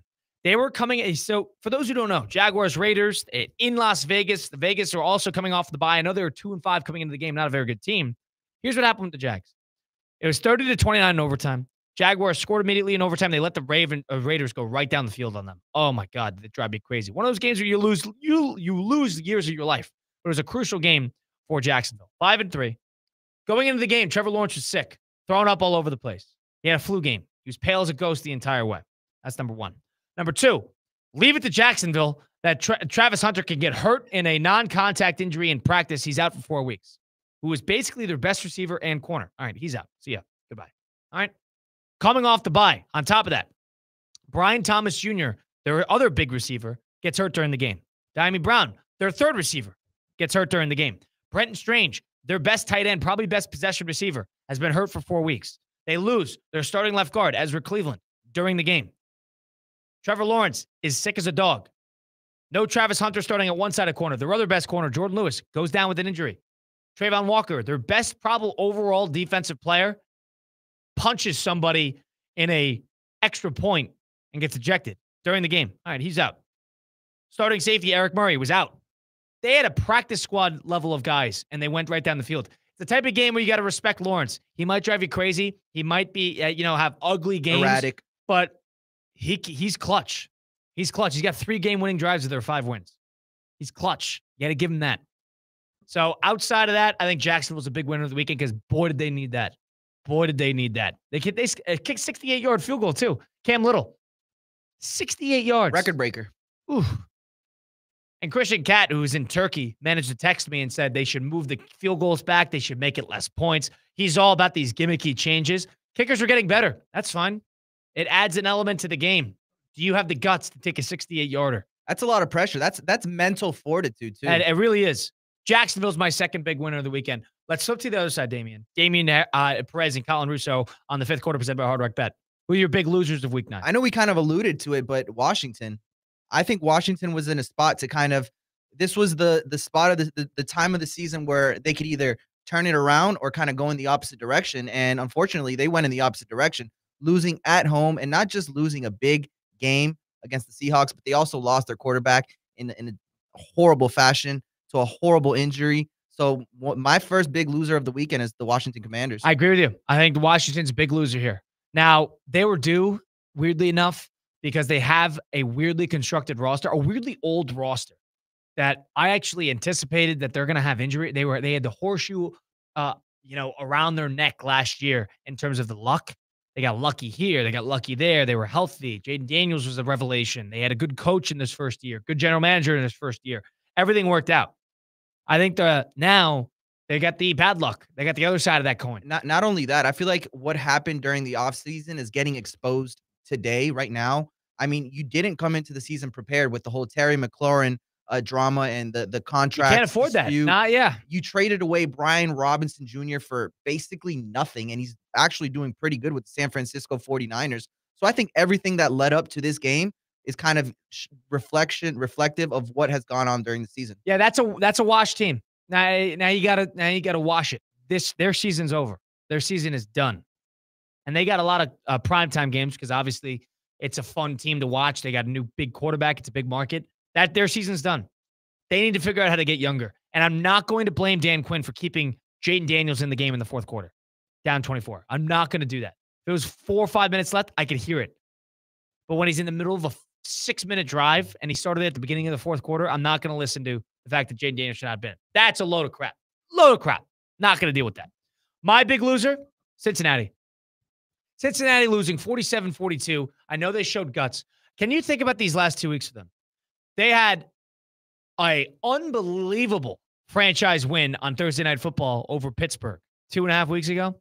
Joe Flacco, one of the better games, more complete games of his career. Do they have playoff hopes? They're 3-4. Can they survive till Burrow's down? They have an easy schedule. Then they turn around the next week and they lose to the Jets and give the Jets their sole win of the year in dramatic fashion, too, blowing a lead, 10-point lead. And then they follow that up this week with coming back into the game, being on the other side of it, taking a 1-point lead with 40 seconds to go, a minute to go, 2 minutes to go, and the Bears going right down the field and scoring a touchdown. The Bengals, their problems last year. Off a play where there should have been a tackle, too. Their problems last year are their problems this year. What did they not do? They didn't address their problems last year to fix this year. Can I have sympathize with them for losing Burrow? Yes. Can I sympathize with them for their defense being terrible? No. Because you made your bed here. You didn't want to pay Trey Hendrickson. You get the whole fiasco with Shamar Stewart, their rookie defensive end. They didn't make moves to acquire more talent defensively, and now the defense stinks. And on top of that, I think this makes Burrow look bad. Joe Burrow, who hasn't played, yet Joe Flacco, a 40-year-old, walking in and 470 yards and 4 touchdowns. It's a Burrow stat line. It makes you think, who's the real elevator of that offense? Is it the weapons or is it Joe Burrow? Because all eyes point for me to the weapons being the real catalyst of that offense. And I know it's too early to say. Flacco gets it. Just get the ball to the playmakers. I think Burrow gets it too. You have playmakers, get it to them. But I can't sit here and say it's worth basically every cent in their cap, all offensively, because it clearly isn't working. That team is closer to being gutted than they are to being reloaded. Damian Perez, your next loser of Week 9 is who? My next one, I mean, I know we've been talking about them being losers the entire season, but I think it kind of hit the brink this week. It's the Miami Dolphins. And Tua.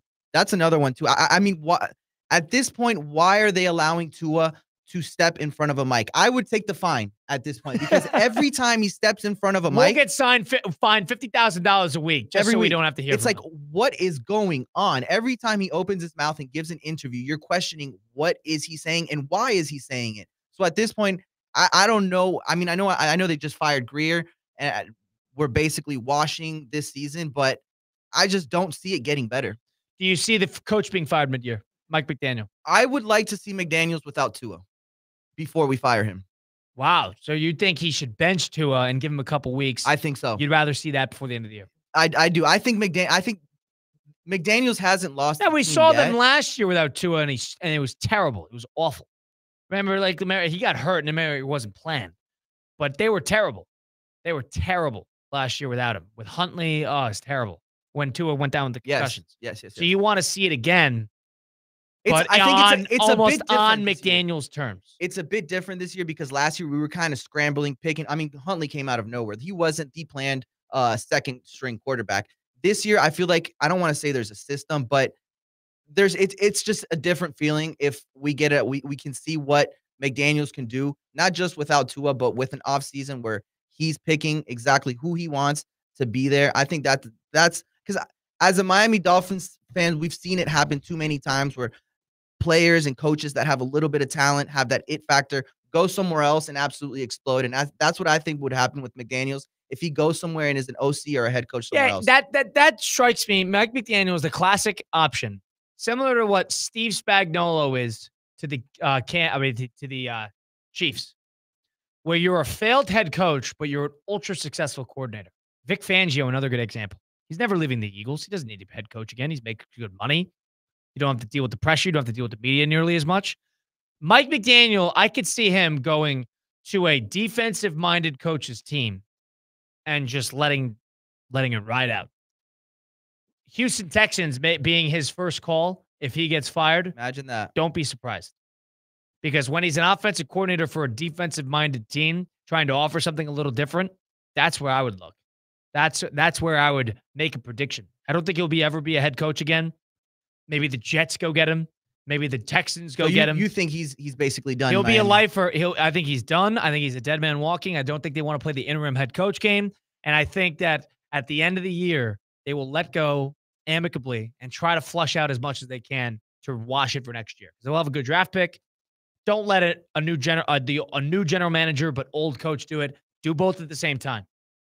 What the Bears and the Titans do is they fire one, they keep the other, they fire the head coach, they keep the general manager, they fire the general manager, they keep the coach, they keep the quarterback. It's been a nightmare. If you're gonna Right, wash it's got to it, be like a package. if you're gonna wash it, wash it. If you're gonna flush it, flush it. On top of the big losers from the week, outside of that, you could go in a couple different directions. You could go Green Bay. I actually don't think the Green Bay is as much panic as everybody is making it out to be. It's not, but they were comfortable. They were sitting comfortable. Now they kind of have to, look to see who's stepping on their toes or who's right behind them. Yeah, I agree. The other big loser from the week, outside of what we have seen, I like the one that you chose with the Dolphins. I already said the Bengals on top of that. But a big loser for me, Atlanta. I think Atlanta Falcons losing 23-24 to the New England Patriots. They played better. They're another team like the Panthers where they're 1 week on, 1 week off. Atlanta's in the ultimate purgatory. They're a lot closer to Miami than I think Miami realizes. They just lost to Miami too. Right. They're a lot closer to what the Dolphins are. They're in a purgatory. Now, the Dolphins, everything is exploding this year. But Atlanta stinks. That head coach, I don't think, is any good. They're going to lose their offense. Everybody thinks Zach Robinson, their coordinator, their offensive coordinator, is going to go take a college job somewhere. Michael Penix has showed not much at all. They're paying a ton of money to Kirk Cousins. They have so much talent offensively, they could score. They have young defensive pieces. I think that team is in a purgatory because I don't know if what they have right now is suitable for the future, and I mainly mean that on the coaching front. I think they need to wash out that coaching staff, but I don't think they would because they're going to win 6, 7, 8 games this year, and it's going to be okay. So I think Atlanta is a big loser for this week, even though they played the Patriots tough because they got the Colts next week. They got the Panthers, who they never play well, but then they got the Saints and the Jets. They have a doable schedule, but this is not a playoff team. That is not a playoff team. That is a team that, like last year, will be 7, 8, 9 wins. Not even 9. 7 or 8 wins. That's the worst spot to be in the NFL. Yeah. That's my other big loser of week 9. Where are you with the whole decision to draft Penix at, 9 overall? I'm okay with it. It was a weird decision in time because you realize that Cousins was going to be their guy and that it was not. Cousins just doesn't have it anymore, and I don't think he fits with what they're trying to do. So that's fine. That Cousins didn't work. He had a backup plan. If Cousins was still there and they didn't draft Penix, they would have found a way off of Cousins anyway. Right. So they were just lucky enough that they had a first-round rookie waiting, cooking in the oven right there behind him, ready to go. Now you just don't know if Penix is any good. You can't make a declaration after one season. You got to give him time. But I just don't like the coaching staff. That team is not ready to play every week. They have such bad off weeks comparatively to such okay on weeks. And they got the flashes. They have flashes. That Bill game, they were outstanding. Outstanding. And then what they did against Miami last week at home, the Atlanta Falcons, I'm down on them. I don't think that team, I'm okay with them getting Penix. You got to see it through. You got to give him some time. I think he would be better suited with all the talent that they have offensively and defensively. They'd be better suited with the new coaching staff. I don't think Raheem Morris is a big-time coach. I don't. Out on that. Those are our big winners, big losers from week 9 in the NFL. We'll get into our underdog picks and what we could have made money on if we were smart over the weekend. Ding, ding, ding, maybe SMU. Outside of that, we'll get into some of the Monday's best bets. We'll give our score predictions. That's all to come. It's the 5th quarter presented by Hard Rock Bet on ESPN 106.3. Live from the Anajar and Levine Accident Attorney Studios. Anajar and Levine Accident Attorneys. Call 1-800-747-FREE. This is ESPN 106.3. In sports and in life, how you move matters. So when injuries or pain get in the way, the orthopedic specialists at HSS Florida provide world-class care to get you moving again. From non-surgical and surgical care to personalized rehabilitation, HSS Florida offers the same quality and expertise you expect from HSS, the world's #1 in orthopedic care. With 2 convenient locations in West Palm Beach and Wellington. Learn more at hss.edu/Florida. Choose better, move better. Banyan Printing. For 47 years, the trusted partner for all your printing, mailing, and signage needs. And 2025 just brought something big to Banyan. Introducing Banyan's new press. Bigger, faster, and more competitively priced than anything you'll find anywhere in the Palm Beaches. Think variable data postcards, bulk mailings, and high-quality print on stocks up to a 24.5 point board. Banyan Printing. Visit banyanonline.com and discover how your business's printing materials can get bigger and better. Football season is here, and the ultimate game day headquarters is Twin Peaks. Whether it's college Saturdays or NFL Sundays, catch every kickoff, every touchdown, every Hail Mary right here at Twin Peaks. Eats, drinks, scenic views. From scratch-made favorites to ice-cold 29-degree draft beers, Twin Peaks is delivering all the winning plays. Looking for a stronger lineup? No one does game day like Twin Peaks. Twin Peaks, come for the game, stay for the experience.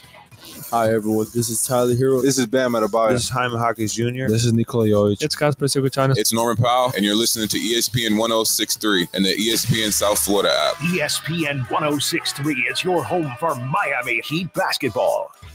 Hey, Steph Prince here, General Manager of ESPN West Palm, to tell you about a team that has meant a lot to me and this community for a long time. Bob and the team at Bradley Heating and Air Conditioning have been helping me stay cool for years, whether at home or in the office. And living in South Florida with 3 kids, I don't know what I'd do without them. Family owned and operated, serving Royal Palm Beach and beyond since 1980. Let the knowledgeable and trained team at Bradley help you with your residential and commercial needs, installation, repair, seasonal maintenance, upgrades of all makes and styles and models of HVAC equipment, and so much more. Bradley Heating and Air Conditioning does things right the first time and makes the process smooth, stress-free, and most importantly, keeps you cool. Give them a call at 561-793-7497. That's 561-793-7497 or bradleyair.com. Any need, big or small, trust the amazing team at Bradley Heating and Air Conditioning. Good Greek moving and storage. Your superhero movers. Tina, I've been looking everywhere for you. Hey, Colin, what's up? How's the gym? It's been great. I'm seeing results. My sports-certified Vitacost products have made a world of difference. Oh, same. Isn't it great? Vitacost is basically the reason I've been able to keep up with Ironman training. Everything you need is in one place for my BCAAs, protein, and electrolytes. Best part, it's all clean and free of banned substances. Go re-up on your supplements today. Visit Vitacost.com and use code ESPN20 for 20% off. Level up your game with Vitacost. ESPN 1063 is your home for live sports presented by Hard Rock Bet, home of Inter Miami, Miami Heat, and the Miami Dolphins. Catch all the action and the biggest matchups throughout the week right here on ESPN 1063. Hard Rock Bet, it's Florida's official sports book. Try Hard Rock Bet now and receive up to $100 back in bonus bets if your first bet doesn't win. It's offered by the Seminole Tribe of Florida, must be 21 plus and physically present in Florida. Wager terms and conditions apply. Consider by gambling. Call 1-888-ADMITTED.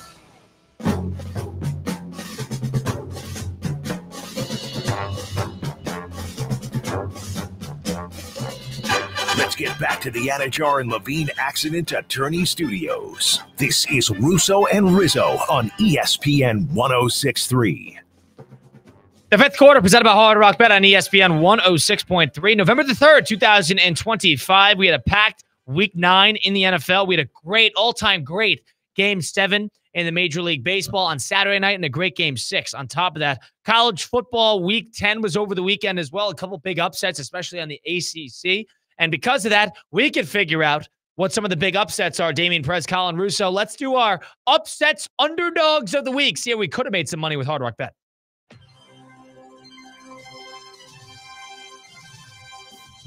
All right, how this works, Damian, let's put together a little bit of a parlay from the games that have already happened over the weekend. Let's see where our money could have been made had we been smart and our foresight been a little better with the big upsets of the weekend. I'll do 2 college, you do 2 NFL. Perfect. I'll start this up. Is there a more obvious one than the Miami Hurricanes? I know we're down on them after that awful, awful loss to Louisville. I know we're down on them. But now, after last week, losing to SMU on the road, their first game all year that they traveled outside of the state of Florida, and they lose in overtime 26-20. And guess what? The guy to lose it was Carson Beck on a game-losing interception to finish it off. SMU in that game to win it, money line plus 210. Oof. Added to the parlay. Added. Plus 210, SMU on top of that. Another one in the ACC. Georgia Tech, who was number 8 in the AP poll. 8.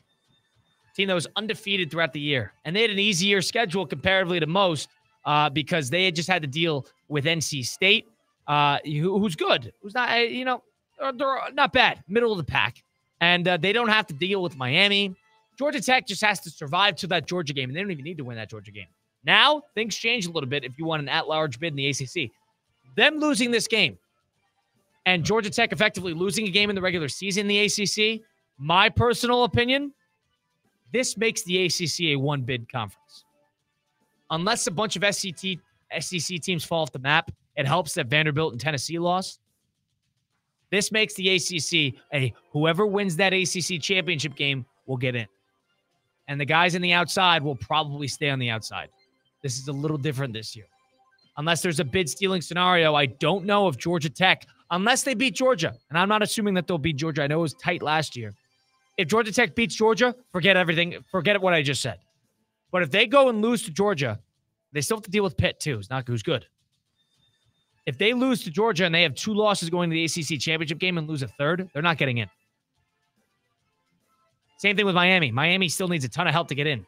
Virginia might be undefeated in conference. If they have 1 loss technically going in the ACC championship game and lose, that's their second loss. They lost to NC State in the ACC title game. Do they get in?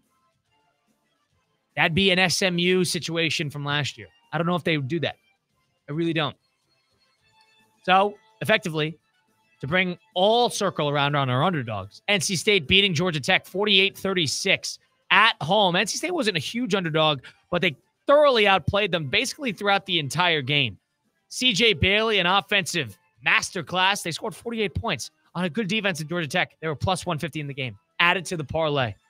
Our underdog parlay from the weekend, that's our college side. Damien, what's our NFL side? Perfect. So up until now, we got SMU plus 210, NC State plus 150.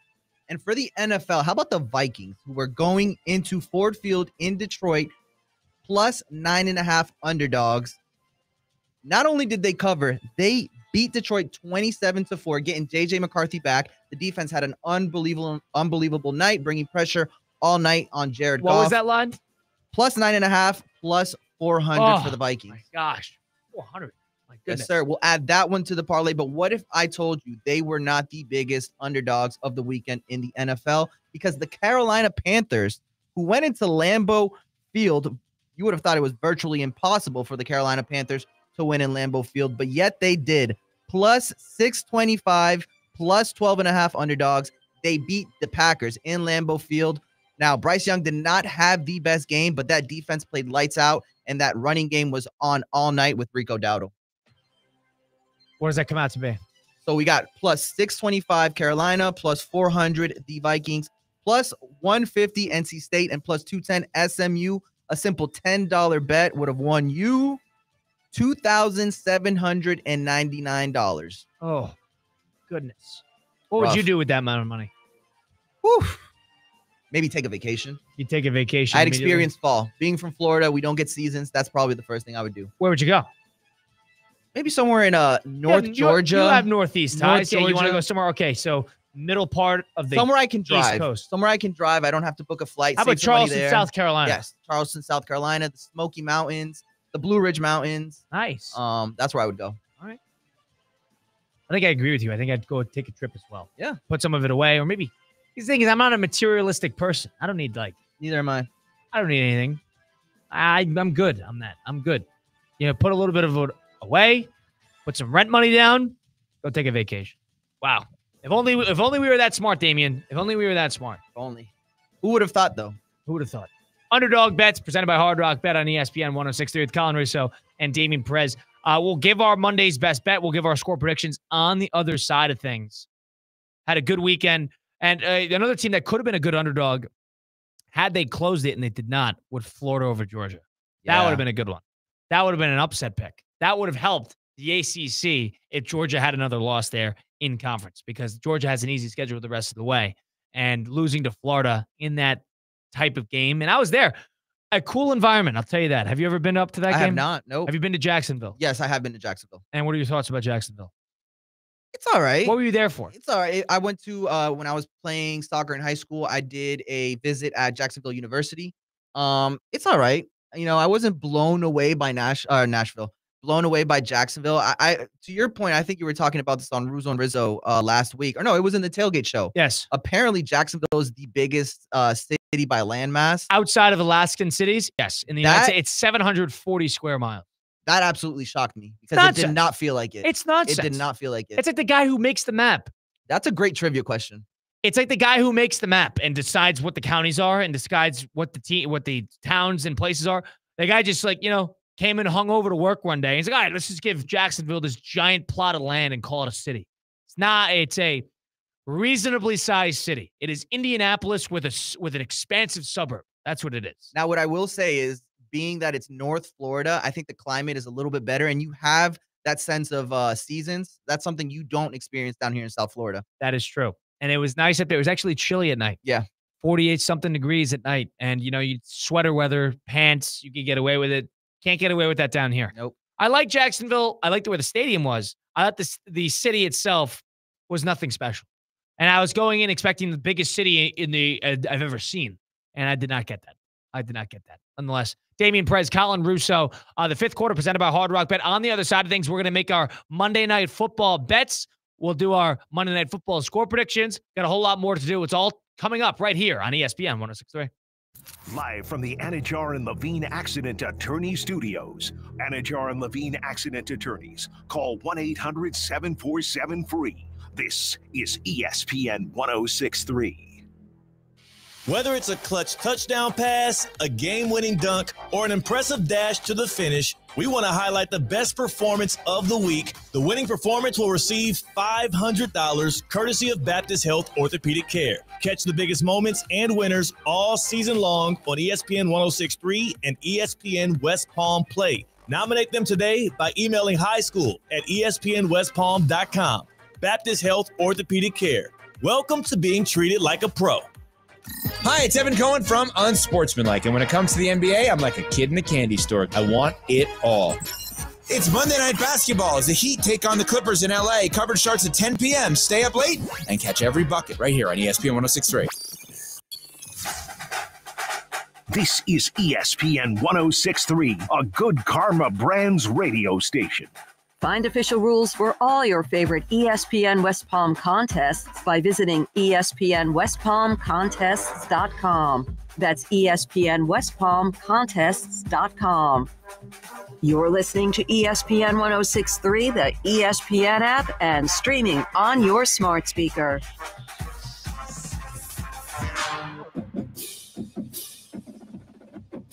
Gators fans, there are only 2 more chances to catch Florida football live in the Swamp this season. Join us for Military Appreciation Day versus Tennessee on November 22nd and Florida State for Senior Day on November 29th. Visit FloridaGators.com to get your tickets today. Go Gators!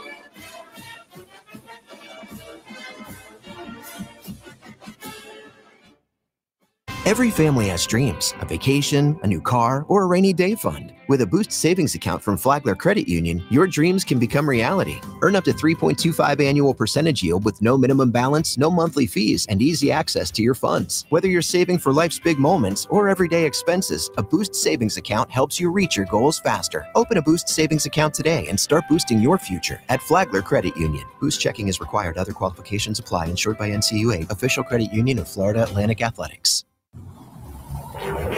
ESPN West Palm is on the move. Brought to you by Safebound Moving and Storage, the most trusted moving company in Florida. You're safe with Safebound. We want to see you in a Greenway Kia. Are you tired of the hassle of buying a car? At Greenway Kia of West Palm Beach, we're changing the game. No pushy salespeople here, just friendly product specialists on salary here to help you find the perfect ride. With over 500 vehicles in stock and a goal to sell 250 by month's end, that means incredible deals are waiting for you. Forget the back and forth negotiations. Once you pick your dream Kia, you'll work with one manager the entire time, making decisions on the spot for a smooth, stress-free experience. We'll even handle the paperwork, your tags, insurance, and every detail. Need help learning all the features? We'll schedule a post-delivery session when it's convenient for you. And if you can't make it in, we'll bring a new Kia right to your home or office for a test drive. Plus, for a limited time, you'll see the factory invoice right on the windshield of every car in the showroom. Visit Greenway Kia today or shop online at GreenwayKiaWestPalmBeach.com. We want to see you in a Greenway Kia. Snowbirds, welcome back. Time to trade your coats and hats for swim trunks and sunscreen. And get your home ready for company. Before the family arrives, make sure your home's water is in top shape. Hard water and hidden minerals can leave spots on dishes, dull your laundry, and dry out your skin. Not exactly festive. Schedule your free water test today before the holiday rush. Culligan will make sure your water is as clear and welcoming as that ocean view. Visit Culligan.com or just say, "Hey, Culligan man!" The adrenaline soars at the 36th Annual Stewart Air Show, November 7th, 8th, and 9th at Witham Field in Stewart. Celebrate aviation's best and feel the power and precision of military jets featuring the F-35 Lightning. On Friday, see the Twilight Air Show with fireworks and breathtaking drone display and Dirty Flight Suit Party by TD Bank. Witness aviation history and the legendary B-29 Super Fortress. Kids will love the adventure of a scavenger hunt sponsored by Dave & Buster's. Tickets and upgrade information available now at StewartAirShow.com. Get ready, South Florida. It's the 12th annual Boca Raton Bowl. Tuesday, December 23rd, 2 p.m. at FAU's Flagler Credit Union Stadium. Two of the best group of 5 teams go head-to-head in the ultimate holiday showdown. Over 150 players have gone from this field to the NFL. Who's next? Visit BocaRatonBowl.com for the latest, including when tickets will go on sale. The 12th annual Boca Raton Bowl, Tuesday, December 23rd, 2 p.m. at Flagler Credit Union Stadium.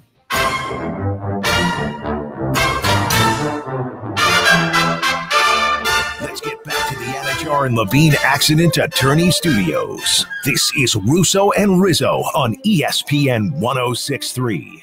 The fifth quarter presented by Hard Rock Bet on Monday, November 3rd, 2025. Colin Russo and Damian Perez with you, streaming live on YouTube, Facebook, and Twitter/X. You got Monday Night Football tonight. Arizona Cardinals going to the Dallas Cowboys. Cowboys are favored by just 3 points in this game. Jacoby Brissett, you got Kyler Murray available in some capacity, but it's going to be the Jacoby Brissett show post-bye week. Cowboys coming off a bad loss to the Denver Broncos just a week ago, 44-24, excuse me. And the Cowboys are back at home. The over-under is set at 54 points, but they're favored by 3. The Cowboys are. Let's get into our Monday Night Football best bets.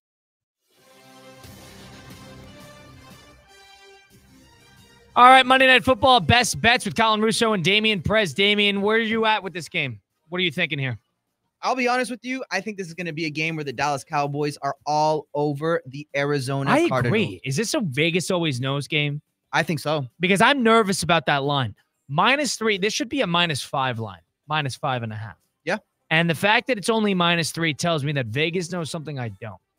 And if that's the case, I would be a little nervous and hesitant.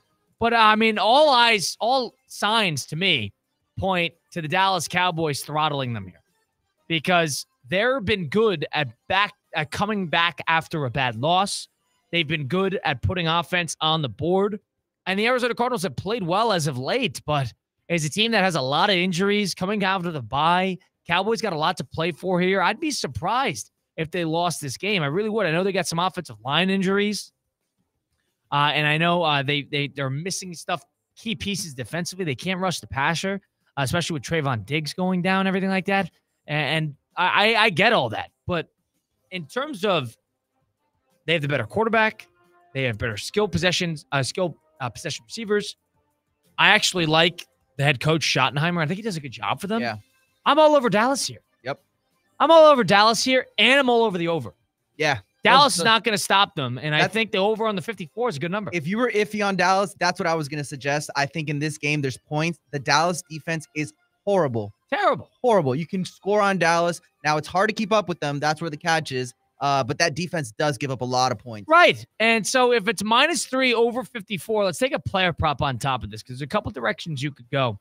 Receiving is where I look. Yeah. CeeDee Lamb is pretty high. He's at 83.5. Trey McBride is at 67.5 receiving yards total. Marvin Harrison in middle of the pack there around 56.5. The one I had my eye on, Jake Ferguson at tight end. I was just going to say 40.5 receiving That's yards a low line. is the number.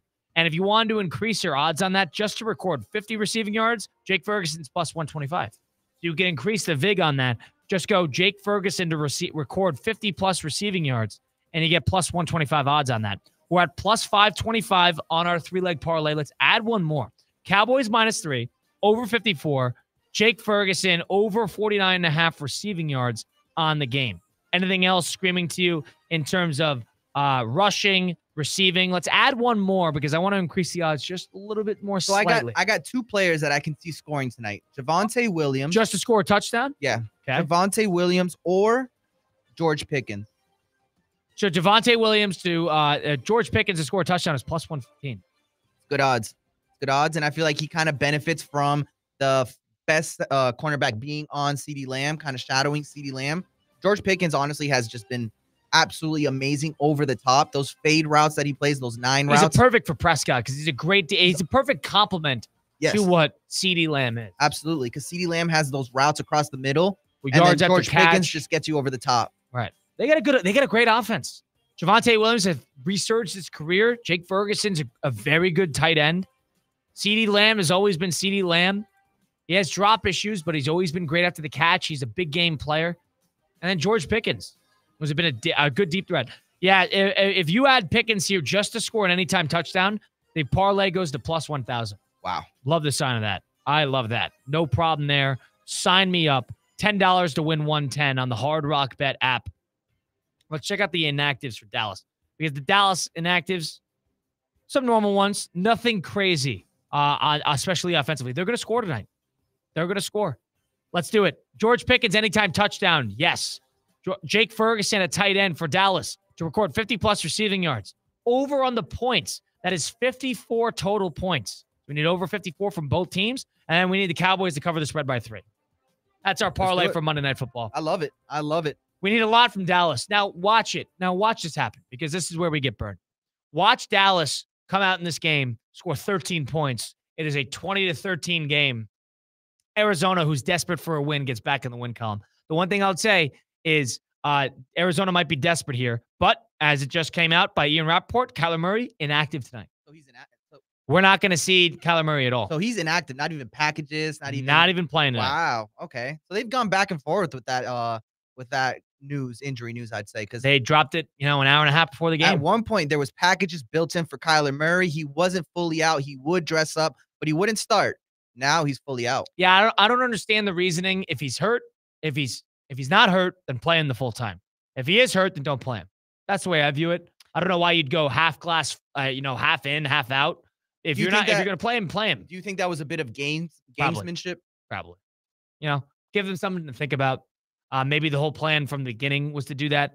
But on the Hard Rock Bet parlay, you could boost a Monday Night Football parlay plus 3 on the Hard Rock Bet app and get over 30% on a profit boost. That's what the deal they have on the app is tonight on the Hard Rock Bet app. To conclude, our plus 1,000 4-leg parlay, Damian and I just put together. Cowboys -3, over 54 total points. Jake Ferguson over 49.5 receiving yards. George Pickens, anytime touchdown. I love it. What's the score prediction for tonight? Who do you think is going to win? What do you think the score is going to be? It's going to be our over is going to cover. Well, yeah, make sure you cover all our bases here. 30, we're going to go 32-20, 32-24. I'm going to go 30-21. I liked where you're at. 30-21. I don't anticipate this being too close throughout the whole way. Maybe we get lucky and it's a close game. Brissett will make it competitive. Just be in the game. But I think the goal is if you're Dallas, if you score over 30 points or over, you're going to win the game. So I think that's the goal for them. And actually, no, I'm changing my number. Our over-under is 54. I need to change my score prediction. You got to cover that. So do I. 34-21. Changed it. I didn't think about the over-under. We need to cover our bet. 34-21. Wow, how about that for a look, Damian? Huh? Not bad. It's happening, though. That's 55. That's 55. That's what betting's all about. That's a big line. I mean, and relative to all the other lines that we've seen this past week. Well, what do we do? What are the guarantees we know? We know the Dallas Cowboy offense is good, and we know the defense stinks. Yep. And we know the Cardinals have actually played a little better. I think it's with similar Brissett comparatively to Murray. It's very similar to the recipe we saw with the Chicago Bears, Cincinnati Bengals. I think it'll be a game similar to that, where both offenses are just firing on all cylinders, trying to save their season. Because Dallas is kind of in a desperate spot too. They need to rack up some wins to stay competitive in that NFC. So I think this could be a game that's very similar to what we saw with the Chicago Bears and the Cincinnati Bengals. Yep. So tonight we got Monday Night Football on ESPN and ABC, plus 1,000 on that front. All right. $10 to win 110. Sign me up. That's our Monday Night Football best bet. Have you seen what ESPN, and I know we're technically ESPN, Have you seen the YouTube TV dispute that they've had? Oh my God. And apparently ESPN and ABC they're at ends with YouTube TV. It's done. They're off YouTube TV. You cannot so watch you can't ESPN, watch Monday Night ABC. Football tonight on YouTube TV. Cannot. Nope. At that point, if you're a YouTube TV person, you'd figure that ESPN has the leverage there, right? They have all the leverage. Right. You'd think that you're going to lose a Monday Night Football audience tonight. That's millions of people watching the Monday Night Football. Not only the Monday Night Football, but College Game Day. The news was announced right before Saturday. It was announced on Friday that on Saturday, YouTube TV will not offer ESPN and ABC. So people didn't even get the time to, pivot to another, provider? Yeah, provider. I mean, So it was kind of like right there, set in stone from one day to the other. Bam. The weird thing with how everybody's handled it on either side is if you look at ESPN's, a lot of their TV personalities, they've went to social media to say basically, hey, YouTube TV is coming after us. Go to this link to determine your alternate options to watch ESPN and ABC. Thinking that we as the consumer are going to, band together with ESPN against YouTube TV. You know what the fan wants? I'll tell you what the fan wants. The fan doesn't want to change their provider. Yeah. The fan does not want to cancel their YouTube TV subscription. The fan usually ultimately likes their YouTube TV subscription. They don't want to deal with this. They don't want to take your side in this. They don't want to go, ESPN versus the world. They don't care about that. They just want to watch their sports. Acting like we're trying to band us together against YouTube TV. It is not that.